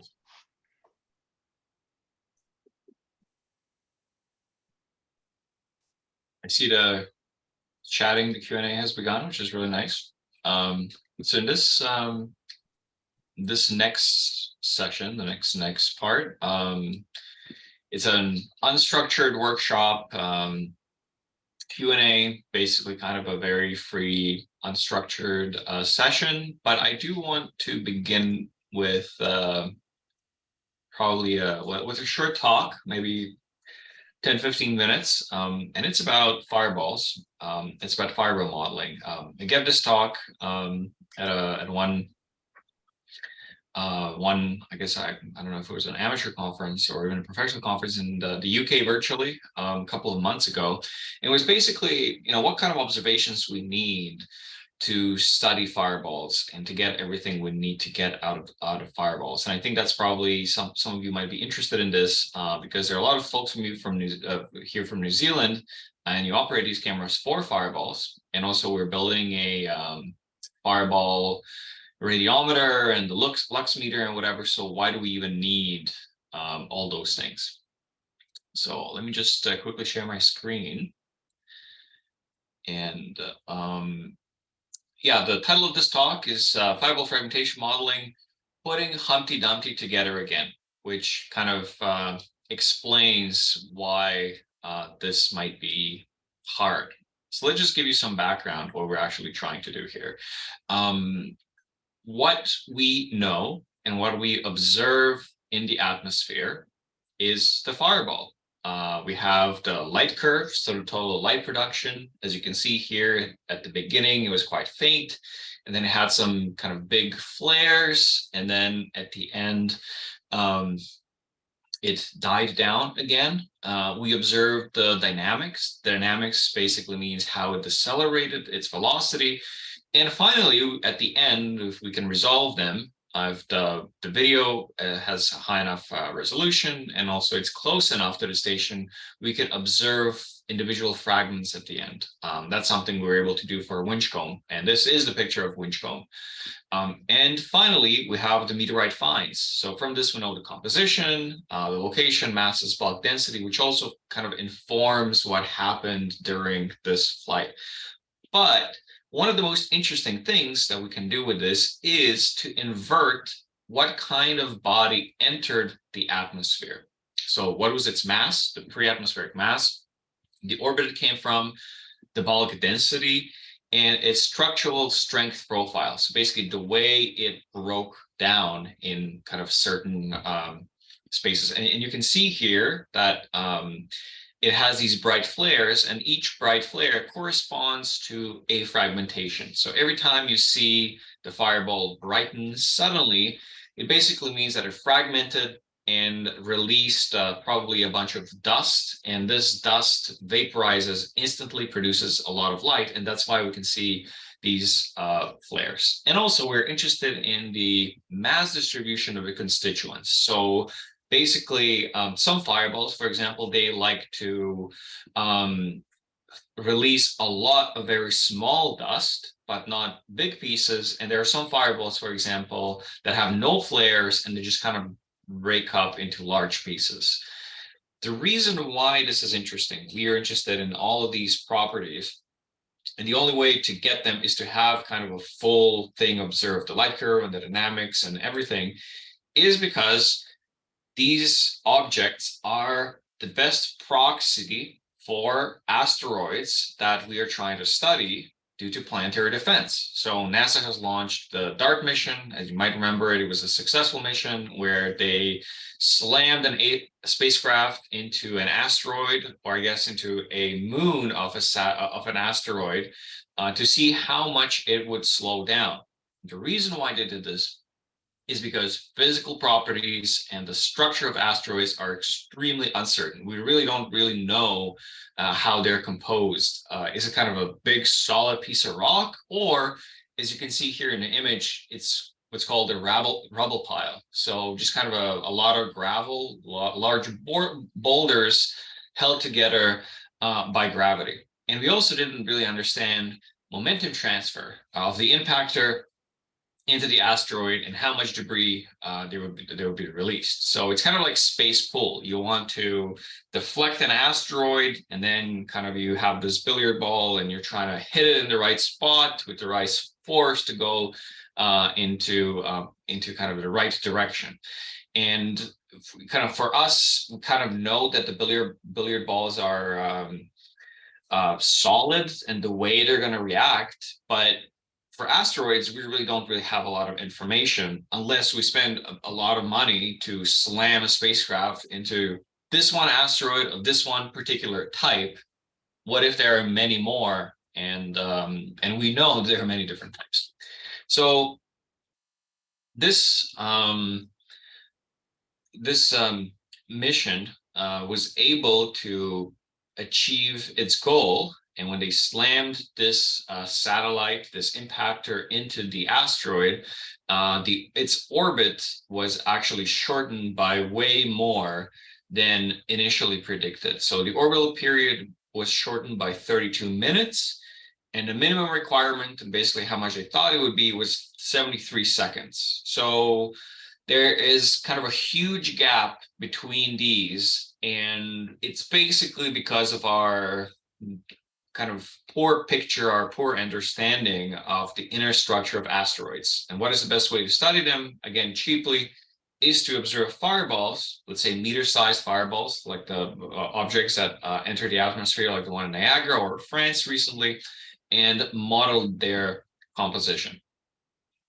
And again, what this kind of crash into this asteroid caused was kind of an artificial rock comet. Turns out that many more particles, many more bits and pieces were ejected from the asteroid than previously thought, and this kind of release slowed it down even more than they thought it would. And the problem is, again, this is just kind of one tiny, one type of an asteroid from one part of the orbital parameter space. But if we look at what we know about asteroids in the asteroid belt, it's just a complete mess. Different distances from the sun. There are many different compositions, many different types, and they might respond in a different way. And we can't really hope to sample them by crashing spacecraft in each individual type. It's just would be too much money. And our best hope is just wait until a piece comes from each of these regions, enters the atmosphere, and then we study its composition. So I showed this before today, and our main limitation right now is that we historically didn't have a lot of observations. We have only about 50 instrumentally observed meteorite falls, so we haven't really been observing fireballs for that long, maybe the last 70, 80 years. And as I said before, we found that they match almost 1-to-1 to rocks on asteroids, actual rocks. There's a sample return mission. So basically means we can make this connection no problem. Now, the way we can study how these impactors, asteroids, fragment in the atmosphere is we have to ask some questions. Basically, how much energy gets deposited at which height. And by energy getting deposited, I literally mean like when it enters the atmosphere, it releases energy through ablation, and this propagates through the atmosphere as a ballistic wave, reaches the ground. It might cause some issues on the ground. And we're also interested in the strength distribution. So it's not the same if it breaks up really high up and then it dissipates until when it reaches the ground, or it reaches the ground very deep and then it explodes and then it creates a big blast wave underneath the fireball. So these things are very, very important to know and sample. So what we need for this model fit, and what I've shown you here, this image here is a model of the Tunguska airburst in 1908. We don't really have many constraints for that one, basically almost no observations, but this is kind of a one way it could have fragmented and could have looked. To constrain the actual model, we need a full light curve. So I talked about having the radiometer, having the lux meter. That is what measures the light curve. And there are also other instruments. So over the US, there are the GLM, or I guess the GOES satellites, which observe lightning. And GLM is called the Geostationary Lightning Mapper, but it also sees fireballs as well at a very high frequency of about 500 hertz. The problem is that it only sees fireballs that are brighter than magnitude about -14, which is actually quite bright. Not many of them are seen. And there are also US government satellites that observe big airbursts, basically everything that's brighter than magnitude 16, which again is huge. And we can use all of these to piece together a light curve and to measure the dynamics, which is basically the velocity and the deceleration. We need a dedicated camera nearby that can see how the fireball moves in each frame, and we can make the measurements and figure that out. And finally, if we can observe individual fragments that a fireball has, and if you remember that video from the CN Tower that I showed, we saw those individual fragments and also the wake, we can figure out, how the fragmentation occurred and what is the dust content, how much went into the dust and how much went into the bigger pieces, et cetera, et cetera. So yeah, exactly. This is what I was talking about. And you can see little bits and pieces flying off, and we can model this directly. Every single fragment we can account for and put in the model, and then that can help us understand what's going on. Now, the issue is that most of these big fireballs, unless they are, I guess, discovered and announced in advance, they're usually going to happen maybe during the day or over areas that are not covered by Meteor and fireball networks. And that way, that's why we developed a way to calibrate dashcam images, like in this particular case, because this was a very, very interesting event.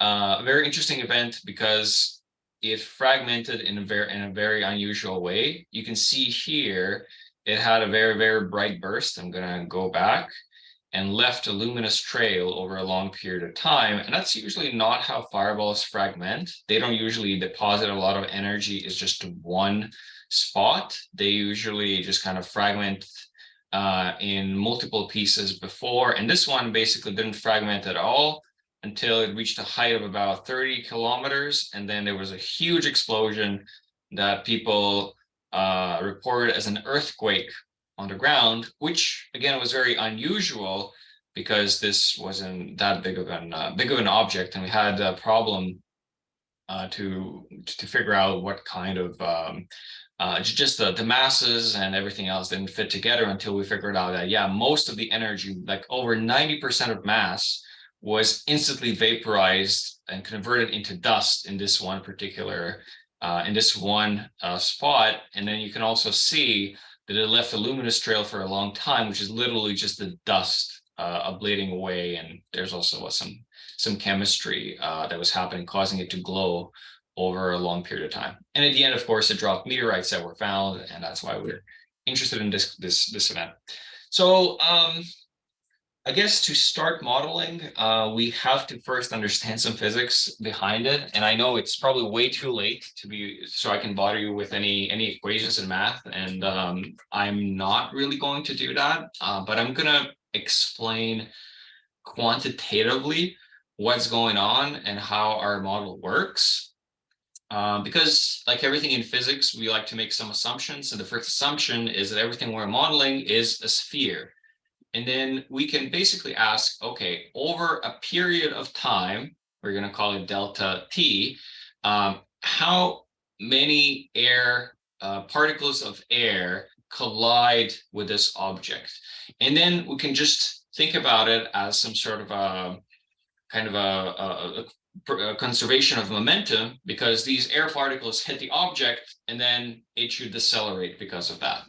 And then because we know the density of the object, we know the velocity of the object, and the mass of the object, we can kind of compute this cross-sectional area, the air that hits the object and how much it decelerates. And this is called the drag equation. So the deceleration that it experiences is nothing but the force of the incoming air over the mass of air that it encounters. So this is one part that we can model. And another one is mass loss. So we basically assume when these air particles hit the surface, they heat the surface up until the surface layer literally vaporizes. And we can assume that the vaporization is going to occur when the input energy reaches a certain threshold. And this is called the ablation coefficient, basically how much energy you need to remove a kilogram of mass from the surface. So this can be measured in the lab, and this is usually, so how much energy is needed to vaporize 1 kilogram of rock? It's about 200 megajoules of energy, which can convert to about 55 kilowatt hours. And this is kind of similar to, I guess if anyone has an electric car, I guess a Tesla battery is about 55 kilowatt hours. So if you could instantly empty a battery of a Tesla and kind of push that energy into 1 kilogram of rock, that would be enough to vaporize that rock. So it actually takes a lot of energy to vaporize rock. So when you hear that there is a, like 1 meter asteroid, you're talking about a 1-ton body that it enters the atmosphere and over 90% vaporizes. Now you understand how much energy is involved in fireballs, just huge amounts of energy. So we can take these equations, we can integrate these equations and kind of produce simulated meteors. The problem is that if you take these equations, you make the simulation using this single body theory, you will not be able to find a single meteor that matches this model. This model is false, does not apply to probably any meteor that ever happened. And the way we can make it match is when we introduce some fragmentation. And this is a process that's so obvious. It happens very often. We can see it in fireballs, faint meteors as well. And there are ways that we can, that we think that fragmentation happens, and we introduce these ways of fragmentation in our model. So the first one is actually simple, and it's called single body ejection or disruption, where you have one body and just splits into 2 or more pieces. They don't really have to be of the same mass. Another way is called erosion. So imagine that you have kind of like little grains that are glued to the surface, and they're just kind of, when the air encounters them, they just kind of get slowly released. So you just kind of little pieces of dust get released, and they create like a little tail. So over a period of time, the mass loss is due to vaporization, but also a mass loss occurs because these little particles get released from the surface of the main body. Another way we found it works as well, if there's like a release of an eroding fragment. So it's kind of a combination of these two at the top. And finally, there's dust release. Sometimes, as you've seen in that dash cam video, the fireball just releases a bunch of these little grains, and we call that dust release. And that causes a very sharp spike in the light curve. So if we take all of these together, combine them, and tweak the parameters, we are able to fit basically most fireballs that we observe. But one important thing that we can ask is, can we probe the structure of a meteoroid when it's entering the atmosphere? And we actually can, using something that's called an aerodynamic pressure, or usually just shortened for dynamic pressure. So imagine when an object is entering the atmosphere, it's basically kind of experiencing a kind of a headwind. Imagine if you put your like a hand out of the window when you're driving a car, you can obviously feel kind of some pressure, some force on your hand. And that's basically what fireballs experience when they enter the atmosphere, and we can measure that.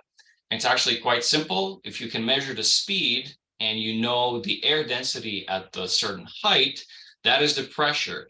And then if you think about it, it's like putting that piece of rock under a hydraulic press. And this hydraulic press is just slowly crushing and slowly increasing its pressure until it breaks, until it fragments. So if we identify the height and the speed at which the fragmentation occurs, we know exactly at what strength it fragmented. We know we can directly probe the strength of this body within about 25%. So what we can do is we can just go in, take our light curve, as you can see it here. This is a light curve in yellow, and this here is the dynamics, basically the deceleration, and then we can fit our model to that. And in the model, you can see that if you assume no fragmentation, which is this kind of white dashed line, you just can't fit the fireball. It would just go on for too long.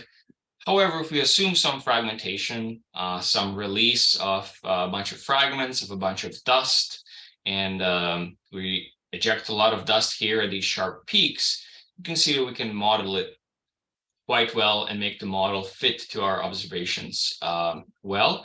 And that's something that we've done for Winchcombe.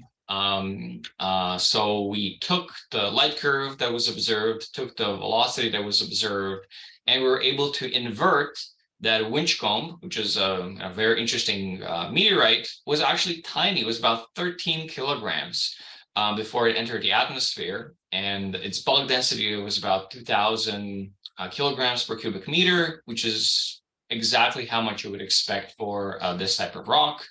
And what was interesting is that most of the mass was really lost at this height of about 55 kilometers. It almost got completely destroyed here, but it miraculously was able to survive because it never really reached any of these kind of high dynamic crushing pressures. And at the end, the model predicts that there should be about half a kilogram of meteorites on the ground, and that's exactly how many were found. And then if we do this for a bunch of other fireballs, a very interesting trend emerges, and that is that all fireballs fragment in two different phases. The first phase is around here at a pressure of about 0.1 megapascals.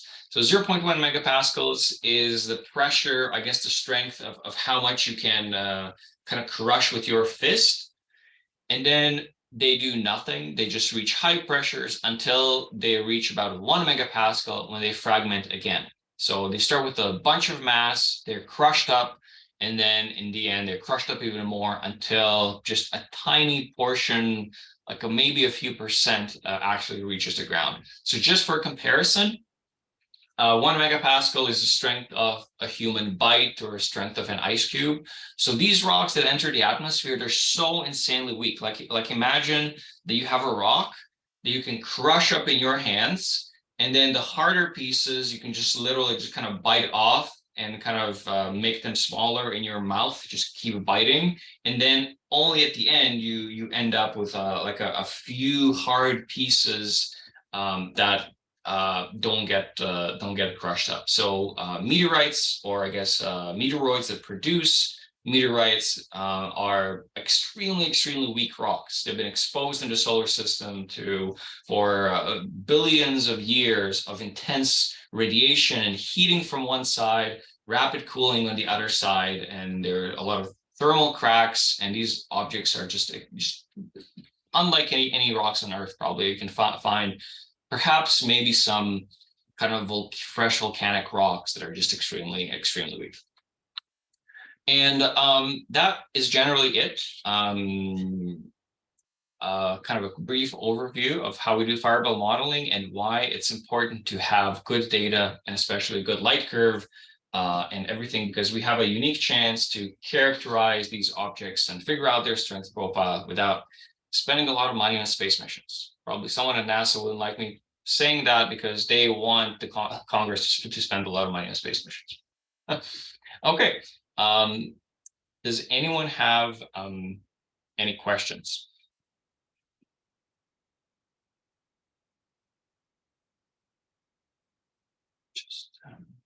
Derek, yes, go ahead. Yeah, so we've been working with Curtin University and their DFN network as well. I know you collaborate pretty closely with Martin and others, Denis. So you know, I wonder having and their approach is quite different. It's an all sky camera. It's color. They don't get the famer meteors, but their focus is fireballs. So I wonder, having two sources of data, which is pretty much what we've got in Northern Victoria. We've got the GMN network, and we're also now starting to expand the DFN. Having two sources of data and two approaches to capturing the data actually gives you more than either network would give you individually. Yeah, absolutely. So people think because I'm the coordinator of the GMN that I'm maybe against other systems somehow. But no, in fact, our experience with Winchcombe and other fireballs have shown that the more different systems we have, the more diverse the instrumentation is, the better we can characterize fireballs. So the way my research group works is that we're actually interested in acquiring as many different instruments as we can, put them all even together on the same site. And we find that for different fireballs events, we just get different information from them. So my message is that if you can afford and have enough time to operate other systems, do it. Definitely install a DFN camera, install a free pawn camera, any of the other cameras that you can, because they just give another view into the events and provide other things, and maybe from them you can learn to improve some other systems that you might be running. So can I take that slightly further with a follow-up question? Because we're strategically looking to place cameras, both GMN and DFN. Does that mean they're actually better, you know, observing the same space rather than being sort of separate?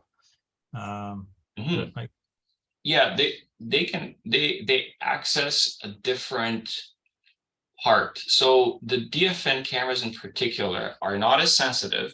You will not be seeing faint meteors as well, but they can characterize the velocity of fireballs really well, because there are, how can I put it? One issue that we have with the GMN is that the cameras are so sensitive. When the fireballs are bright, you just see like a very bright blob, and you can't really know exactly where it is in the, you can kind of see like a big blob moving, and you see a lot of fragmentation. But because DFN cameras are not designed for faint meteors, they're like not sensitive at all, you can only start seeing the fireball around maybe magnitude -2, -3. When the fireball gets bright, the head of the fireball is still really well defined. So you can really click on it and get really good measurements of the velocity of the deceleration. So I would say they almost kind of access a different space. However, once the fireball is not bright anymore, so at the end, you can see individual fragments better with the GMN, and you can see them. It allows you to see these fragments at all because they just become very faint. They may be around magnitude 0, magnitude like 2 or 3. You can still track them with the GMN, see the individual fragments, while with the DFN cameras, you simply can't. They're just, they're too faint. And that's tracking the fragments until the end is very important if you want to figure out the end location, and that's very important to know for the dark flight modeling to predict the where they fell. So different cameras access kind of a different information, different space. Thank you. Yeah. David, go ahead. The energy that does the ablation work, is that just the kinetic energy, or is there something else going on as well? You mean the energy of ablation? Yeah, so the only source of energy that a fireball has is the kinetic energy. It's literally a rock flying through space. There's no explosion, there's no like chemical explosion. There is some chemistry, of course, that's going on, but the main driver of energy input is just simply the loss of kinetic energy. And it's funny because the way we compute the mass is we just kind of look at energy. So the light curve is just kind of a proxy of how much energy was deposited at any time to just sum up all that energy. And then you assume, okay, I'm going to assume that like a few % of the mass got converted into energy. And that way, you know, the total kinetic energy. And then because you know the speed, from that you compute the mass. So basically it's a kind of a conversion between kinetic energy to light. And that's called the luminous efficiency. And people are still really trying to figure out what it is. We think it's about on the order of a few %.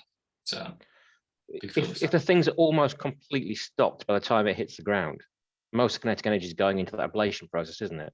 Yep. So just looking at the number you put on the screen before, the power that's going into that meteorite coming through the atmosphere is huge. I mean, I've just worked out about 30 megawatts. I mean, that's a terrifying number. I'm a power systems engineer. That's enough to light a small town.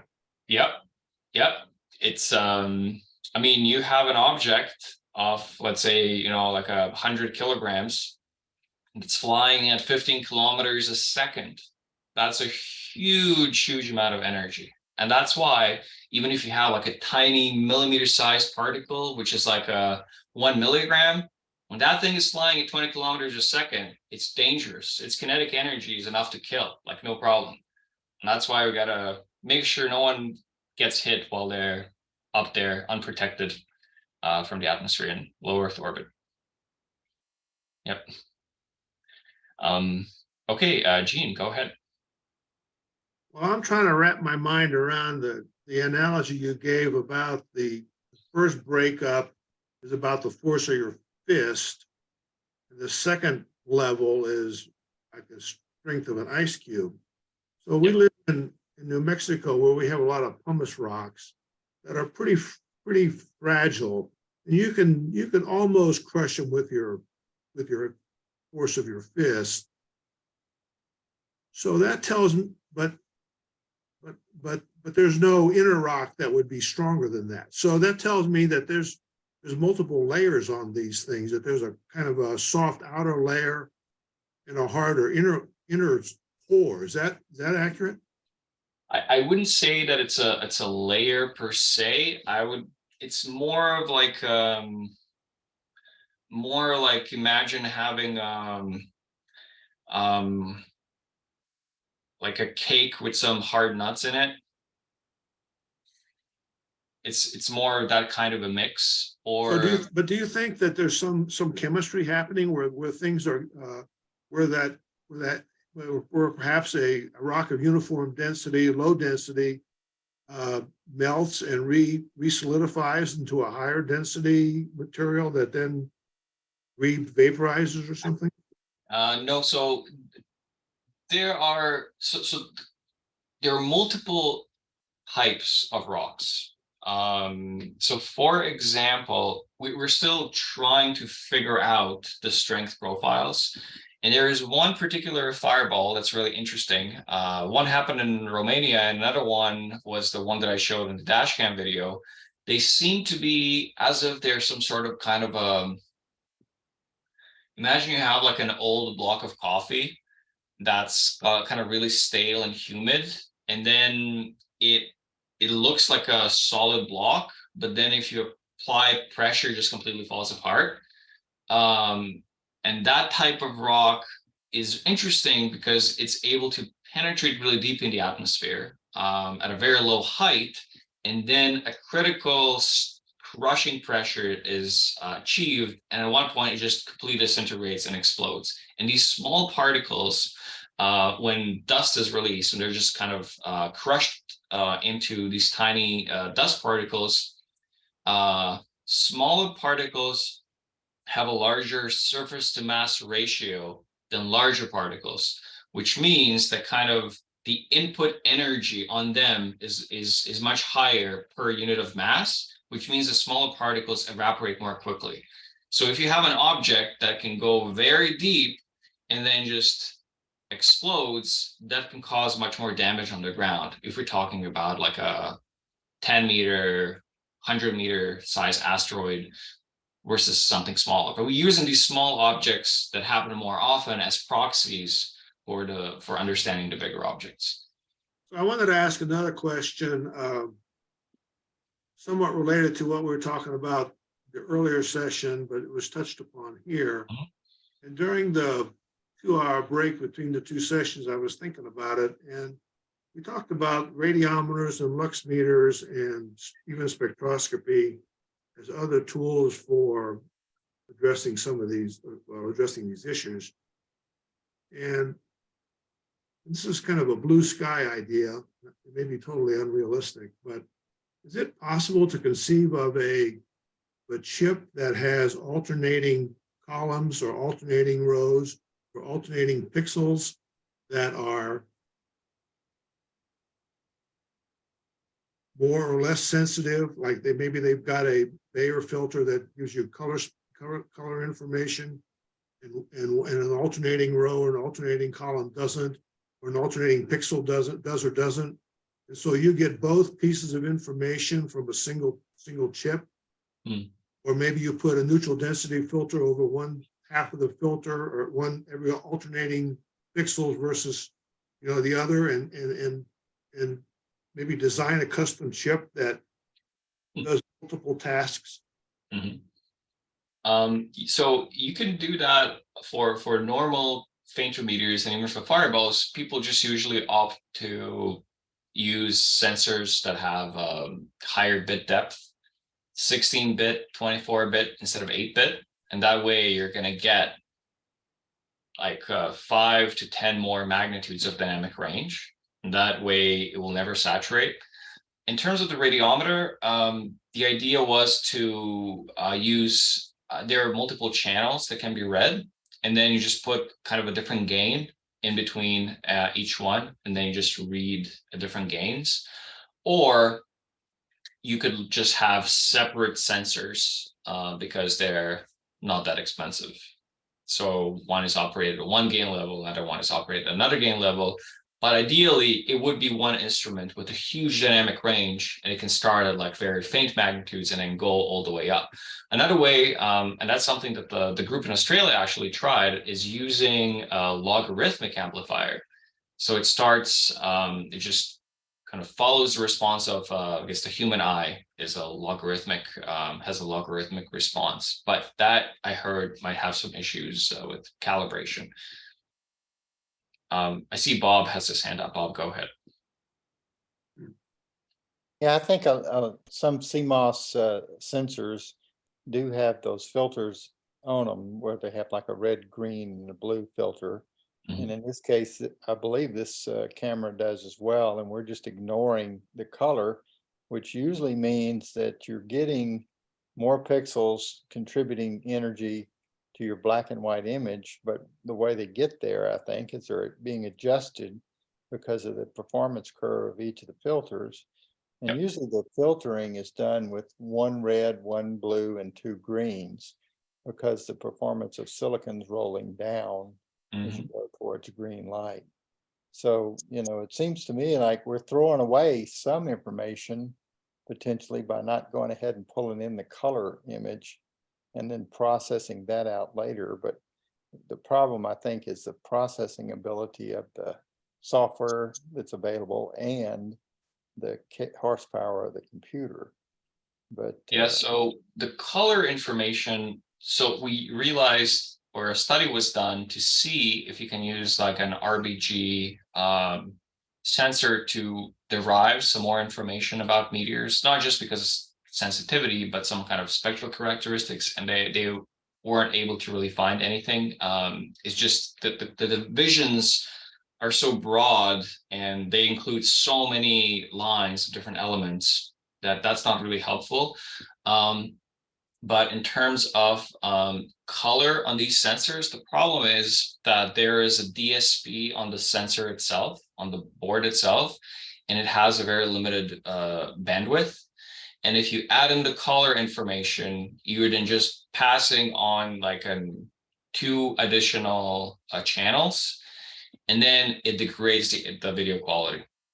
On some boards, not all of them, because it has a limited bandwidth. And then suddenly it has to fit two more channels inside, and then you're going to start seeing some kind of blocking of the image, and the compression algorithm just kind of cranks up the compression because it needs to fit everything through the same pipe. So that's why we discourage the use of color and just go with black and white, just because of how these cameras do their compression.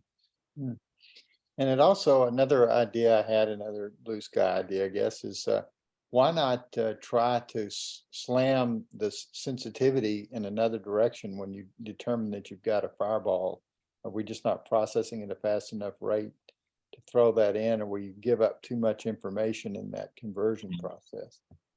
Yeah, so that is a good question. The problem is we don't really have a lot of control over the camera, and the feedback loop from the camera, because the video frames travel through the network, is not instantaneous. If we could adjust the sensitivity in real time, it would be useful. However, the issue is that, on the other hand, imagine that you do have like a short flash that's unrelated to the fireball or any meteor in particular, then the photometry would get messed up. You're mostly interested in having, for example, for one period of time, you do the calibration on the stars and you measure the photometric calibration. You know how to convert between image pixels to magnitudes. But if that changes on every frame, and we don't really have the per frame data anymore, we have the data in kind of a 10-second chunk of the background, then that could be an issue. It would be able to get around that, but I think we're just having a radiometer, which is just a photodiode, which observes the whole sky and just logs the total brightness in some calibrated way, is the easiest way to go, probably. Okay, I have one more thought on that too. And Yeah, of course. If you do have a radiometer, or you do have another light sensor, and you exceed some minimum threshold, you could flip that shutter in that we're disabling with a neutral density filter, the proper one, just to pretty quickly drop your sensitivity level. Yes. Yep. Yeah, that's a good question of some good integration. There are actually these little shutters that you can put in between the lens and the sensor, and just replace the IR with like some crazy neutral density filter, and that would actually be quite useful. And then one more comment about getting calibrated levels of light.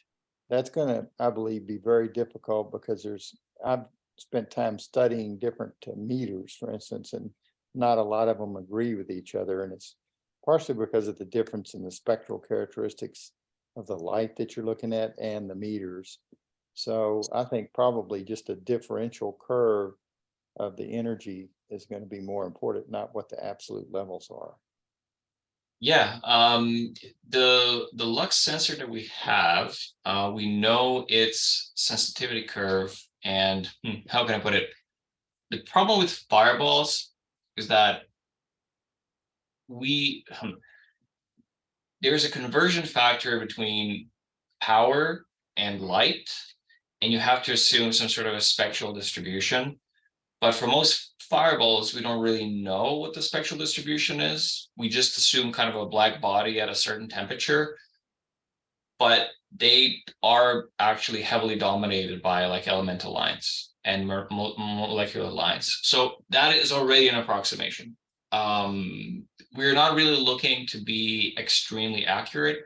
We're just looking to be in the ballpark that agrees with the theory. So we can just basically say, this is a sensor, it has this spectral sensitivity, and it's been calibrated to observe kind of like a visual, kind of a source that emits white light in this region. That's good enough for us. Okay. Yeah, we're not looking for any crazy precision. We're just looking for anything better than what we have now. If we're within like half a magnitude, that's great. And keep in mind that magnitude is like a logarithmic scale with a 2.5 factor in front of it. So we can be off by quite a lot and still be fine. Okay, David, go ahead. Just talking about neutral density filters, I have spent a bit of time working on this. If you've got, what I've got is I've got 4 cameras pointing in approximately the same direction. One with no filter, one with an 8 times NDF filter and a 16 and a 128, which has given me quite a big dynamic range. But I'm running out of talent on processing any of this data. If anyone who's commented on this wants the data set I've got, please reach out through Denis or through the group, and I'll give you a way to access it all over rsync. Because there must be something interesting in there. I just don't know what I'm looking at because I don't have the experience. Yeah, so so just to recap, just give you a short overview for everyone what you're doing. You have a bunch of cameras looking at the same part of the sky with different neutral density filters. And this project was initially set up to try to understand if there is a way to correct for the saturation. So your cameras are able to capture the true unsaturated brightness, and you have a couple of stars that you can use to calibrate each one in an absolute way. And this way we can kind of build the saturation curve. I think the data that you already have is probably good enough if you have on the order of like 10s to 100 events, 100 meteors that can be put aside, and that can be a kind of a source of a potential project that can be used. Or you can run all the cameras all the time, and then we know that these meteors, the magnitudes of these meteors, again, if we take the brightest one, or I guess from the camera with the kind of, let's say if we construct a light curve, and then the faint one is going to see the beginning and the end, and then the neutral density filter, another one is going to kick in, and then another is going to kick in. We're able to reconstruct the full light curve that way. Currently, I don't think there is capability in the software to do that, but if we had one particular event of interest, we can go in and do that manually, no problem. I think that is happening to some degree already, because any meteors that feature AU0011, which has got the 8 times NDF filter in, yep, are always about a couple of magnitudes brighter than the ones around it. And I think there's only one meteor that's been captured by AU0012, and I think it's about 3 orders of magnitude brighter than the ones around it. I mean, I don't know which is cause and which is effect there. Yep. And I suspect the latest changes to the server that stop cameras with a very, very low convergence angle processing the same data again and again and again are reducing the number of times that happens. But something's going on. Remember, after the Geminids, I think you made some changes so it wasn't taking 4 or 5 days to process a day of data. However, no change was made. That's just it's actually still in the works. There's something else going on. Cool. Yeah, still in the works. We need to look into that. So next year, when unless we fix it before the Geminids, it's still going to take a couple of days to run. Yeah, this is the problem that you hit when you have too many cameras, to have too much data, especially in the UK. I think that there's like meteors there regularly that are seen by like 30 cameras, and of course the solver goes haywire because it's just trying to find the right combination. There's so many combinations. It's a nice problem to have, Denis. Yeah, definitely is. But someone needs to tell people in the UK to, if they want to deploy a camera, just send somewhere else. It's enough. They have enough. Okay, Francois, go ahead.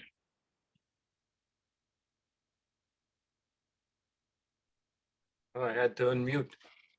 Hi there, Francois from Montreal in Quebec, Canada. I had a question about when there is clouds, how does that affect the luminosity? I know if the picture is full of cloud, my whole level will be going up, but for your reference stars, how does it affect it? Does it dilute it or amplify it? It doesn't really, it takes care of the effect because the photometry is recalibrated on every meteor image. So the software identifies the stars, and then it's actually a simple conversion. We know that it's basically, how can I put it? The mapping from the pixel brightness into the magnitude is a fixed line. It has a fixed slope, and the line can only go up and down. It's the photometric calibration report that you can see. So it takes all the stars and just checks the level that it takes. So yeah, the conversion is always going to be correct because it's done always directly on the image on which the meteor is observed. Okay, so every time I see a recalibration, it's because it thinks it's a meteor, probably. Yeah, so the recalibration is only done on images with meteor detections. Yeah. Oh, okay, thanks. Yep, no problem. I think we're one of the only ones that have this ability because we found that the background brightness, or what's this kind of level, it's called the photometric offset, can change over like 1.5 magnitudes throughout the night, whether like the moon is close or there's some like transparency differences, seeing differences. It just needs to be constantly monitored and updated, tracked. Yep. And also the pointing needs to be tracked as well, because even we can see, I mean, the astrometric precision of the camera that I calibrated in the first session during our SkyFit demonstration was like half an arc minute, which is just tiny. And any small differences, any small changes, like thermal expansion, can move the pointing by quite a lot during the night. You might not see it directly in the camera, but it's such a tiny change. And maybe if there's like a long lever, like a long post at which the camera is located, that's gonna shift the pointing ever so slightly, and that also needs to be recalibrated. Yeah, how far can it recalibrate? Because I've noticed I can be 20 arc minute out and it still manages to figure it out. How far can it go? I'm on an aluminum post, that's why I'm asking. I'm sure stuff moves. Yeah, there are several stages of recalibration. First, it tries to find stars, matching stars within 10 pixels of where it thinks it is.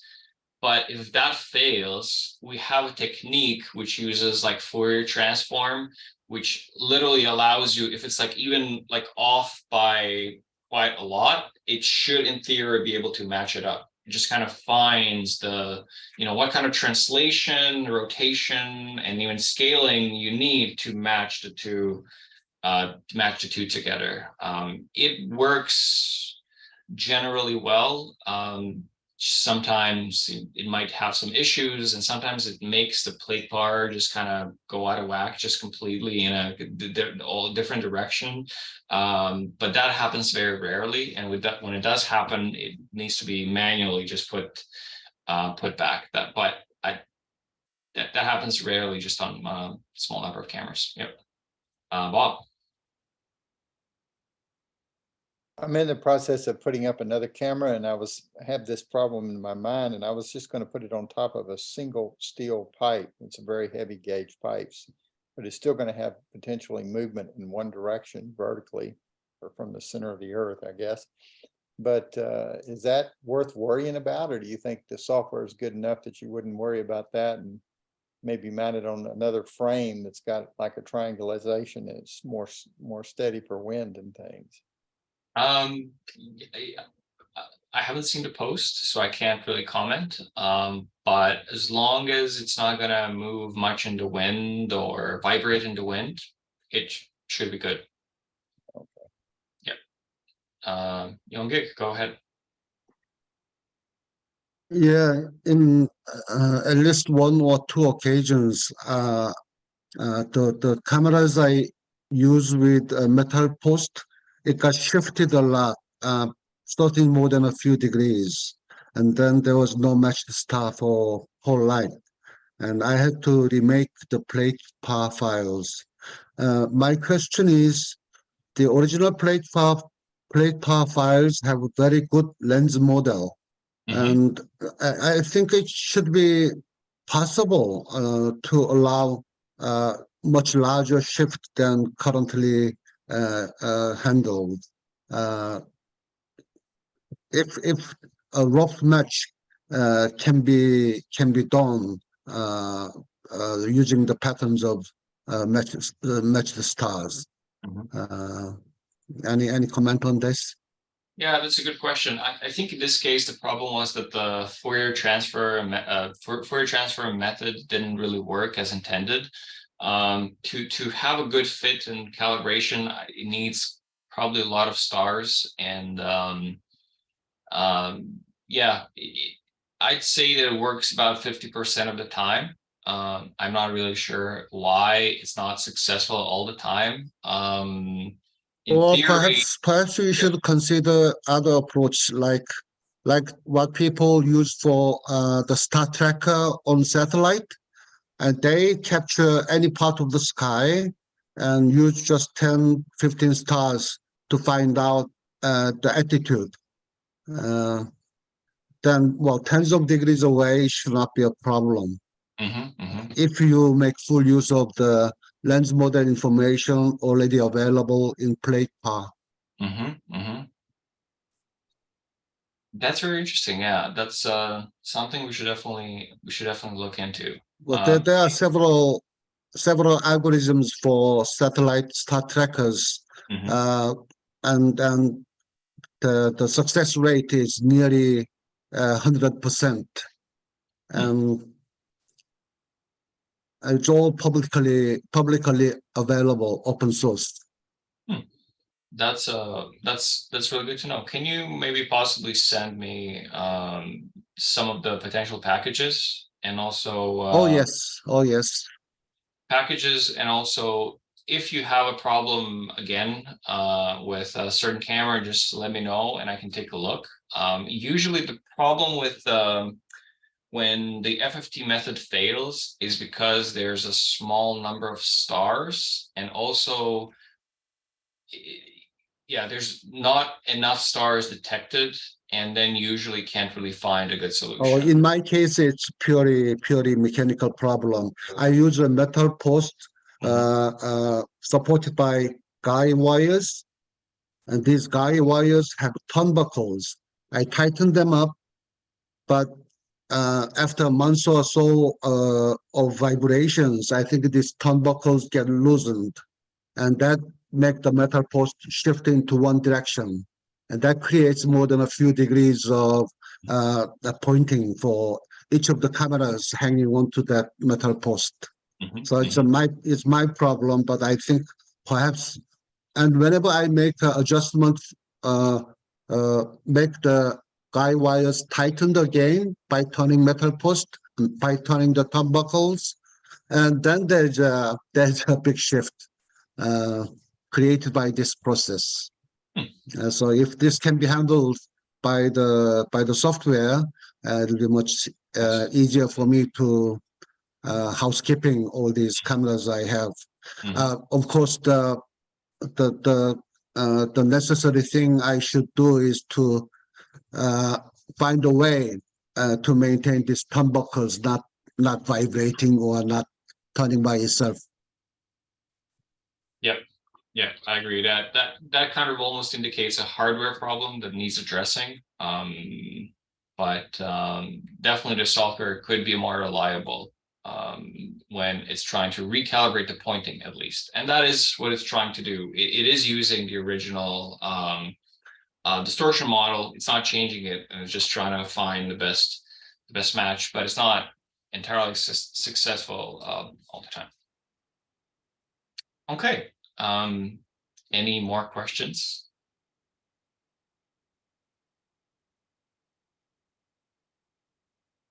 It's almost as if we need maybe a follow-up meeting after, when people get a few days to think about everything, so we can discuss again. Let me see if anyone had a hand up. No. Okay, good. Well, if that is it, I must say that I was really happy to see all of you this year again, and every year the number keeps increasing, which is really nice, and not that many people are dropping off, which is again nice as well. So thank you for a great meeting, and I will slowly, I guess, leave for the day. It's been quite a long day, and I will try to upload the video as soon as possible. So as I can see here in the chat, session 1 is already up, and you can watch that. And the second session hopefully is going to be up by tomorrow. If not earlier, I will let you all know. And I'm going to leave now, but I'm going to leave the meeting on. And if people want to stick around and chat, please go ahead. So thank you all for coming, and have a nice day. Bye. Thanks, Dennis.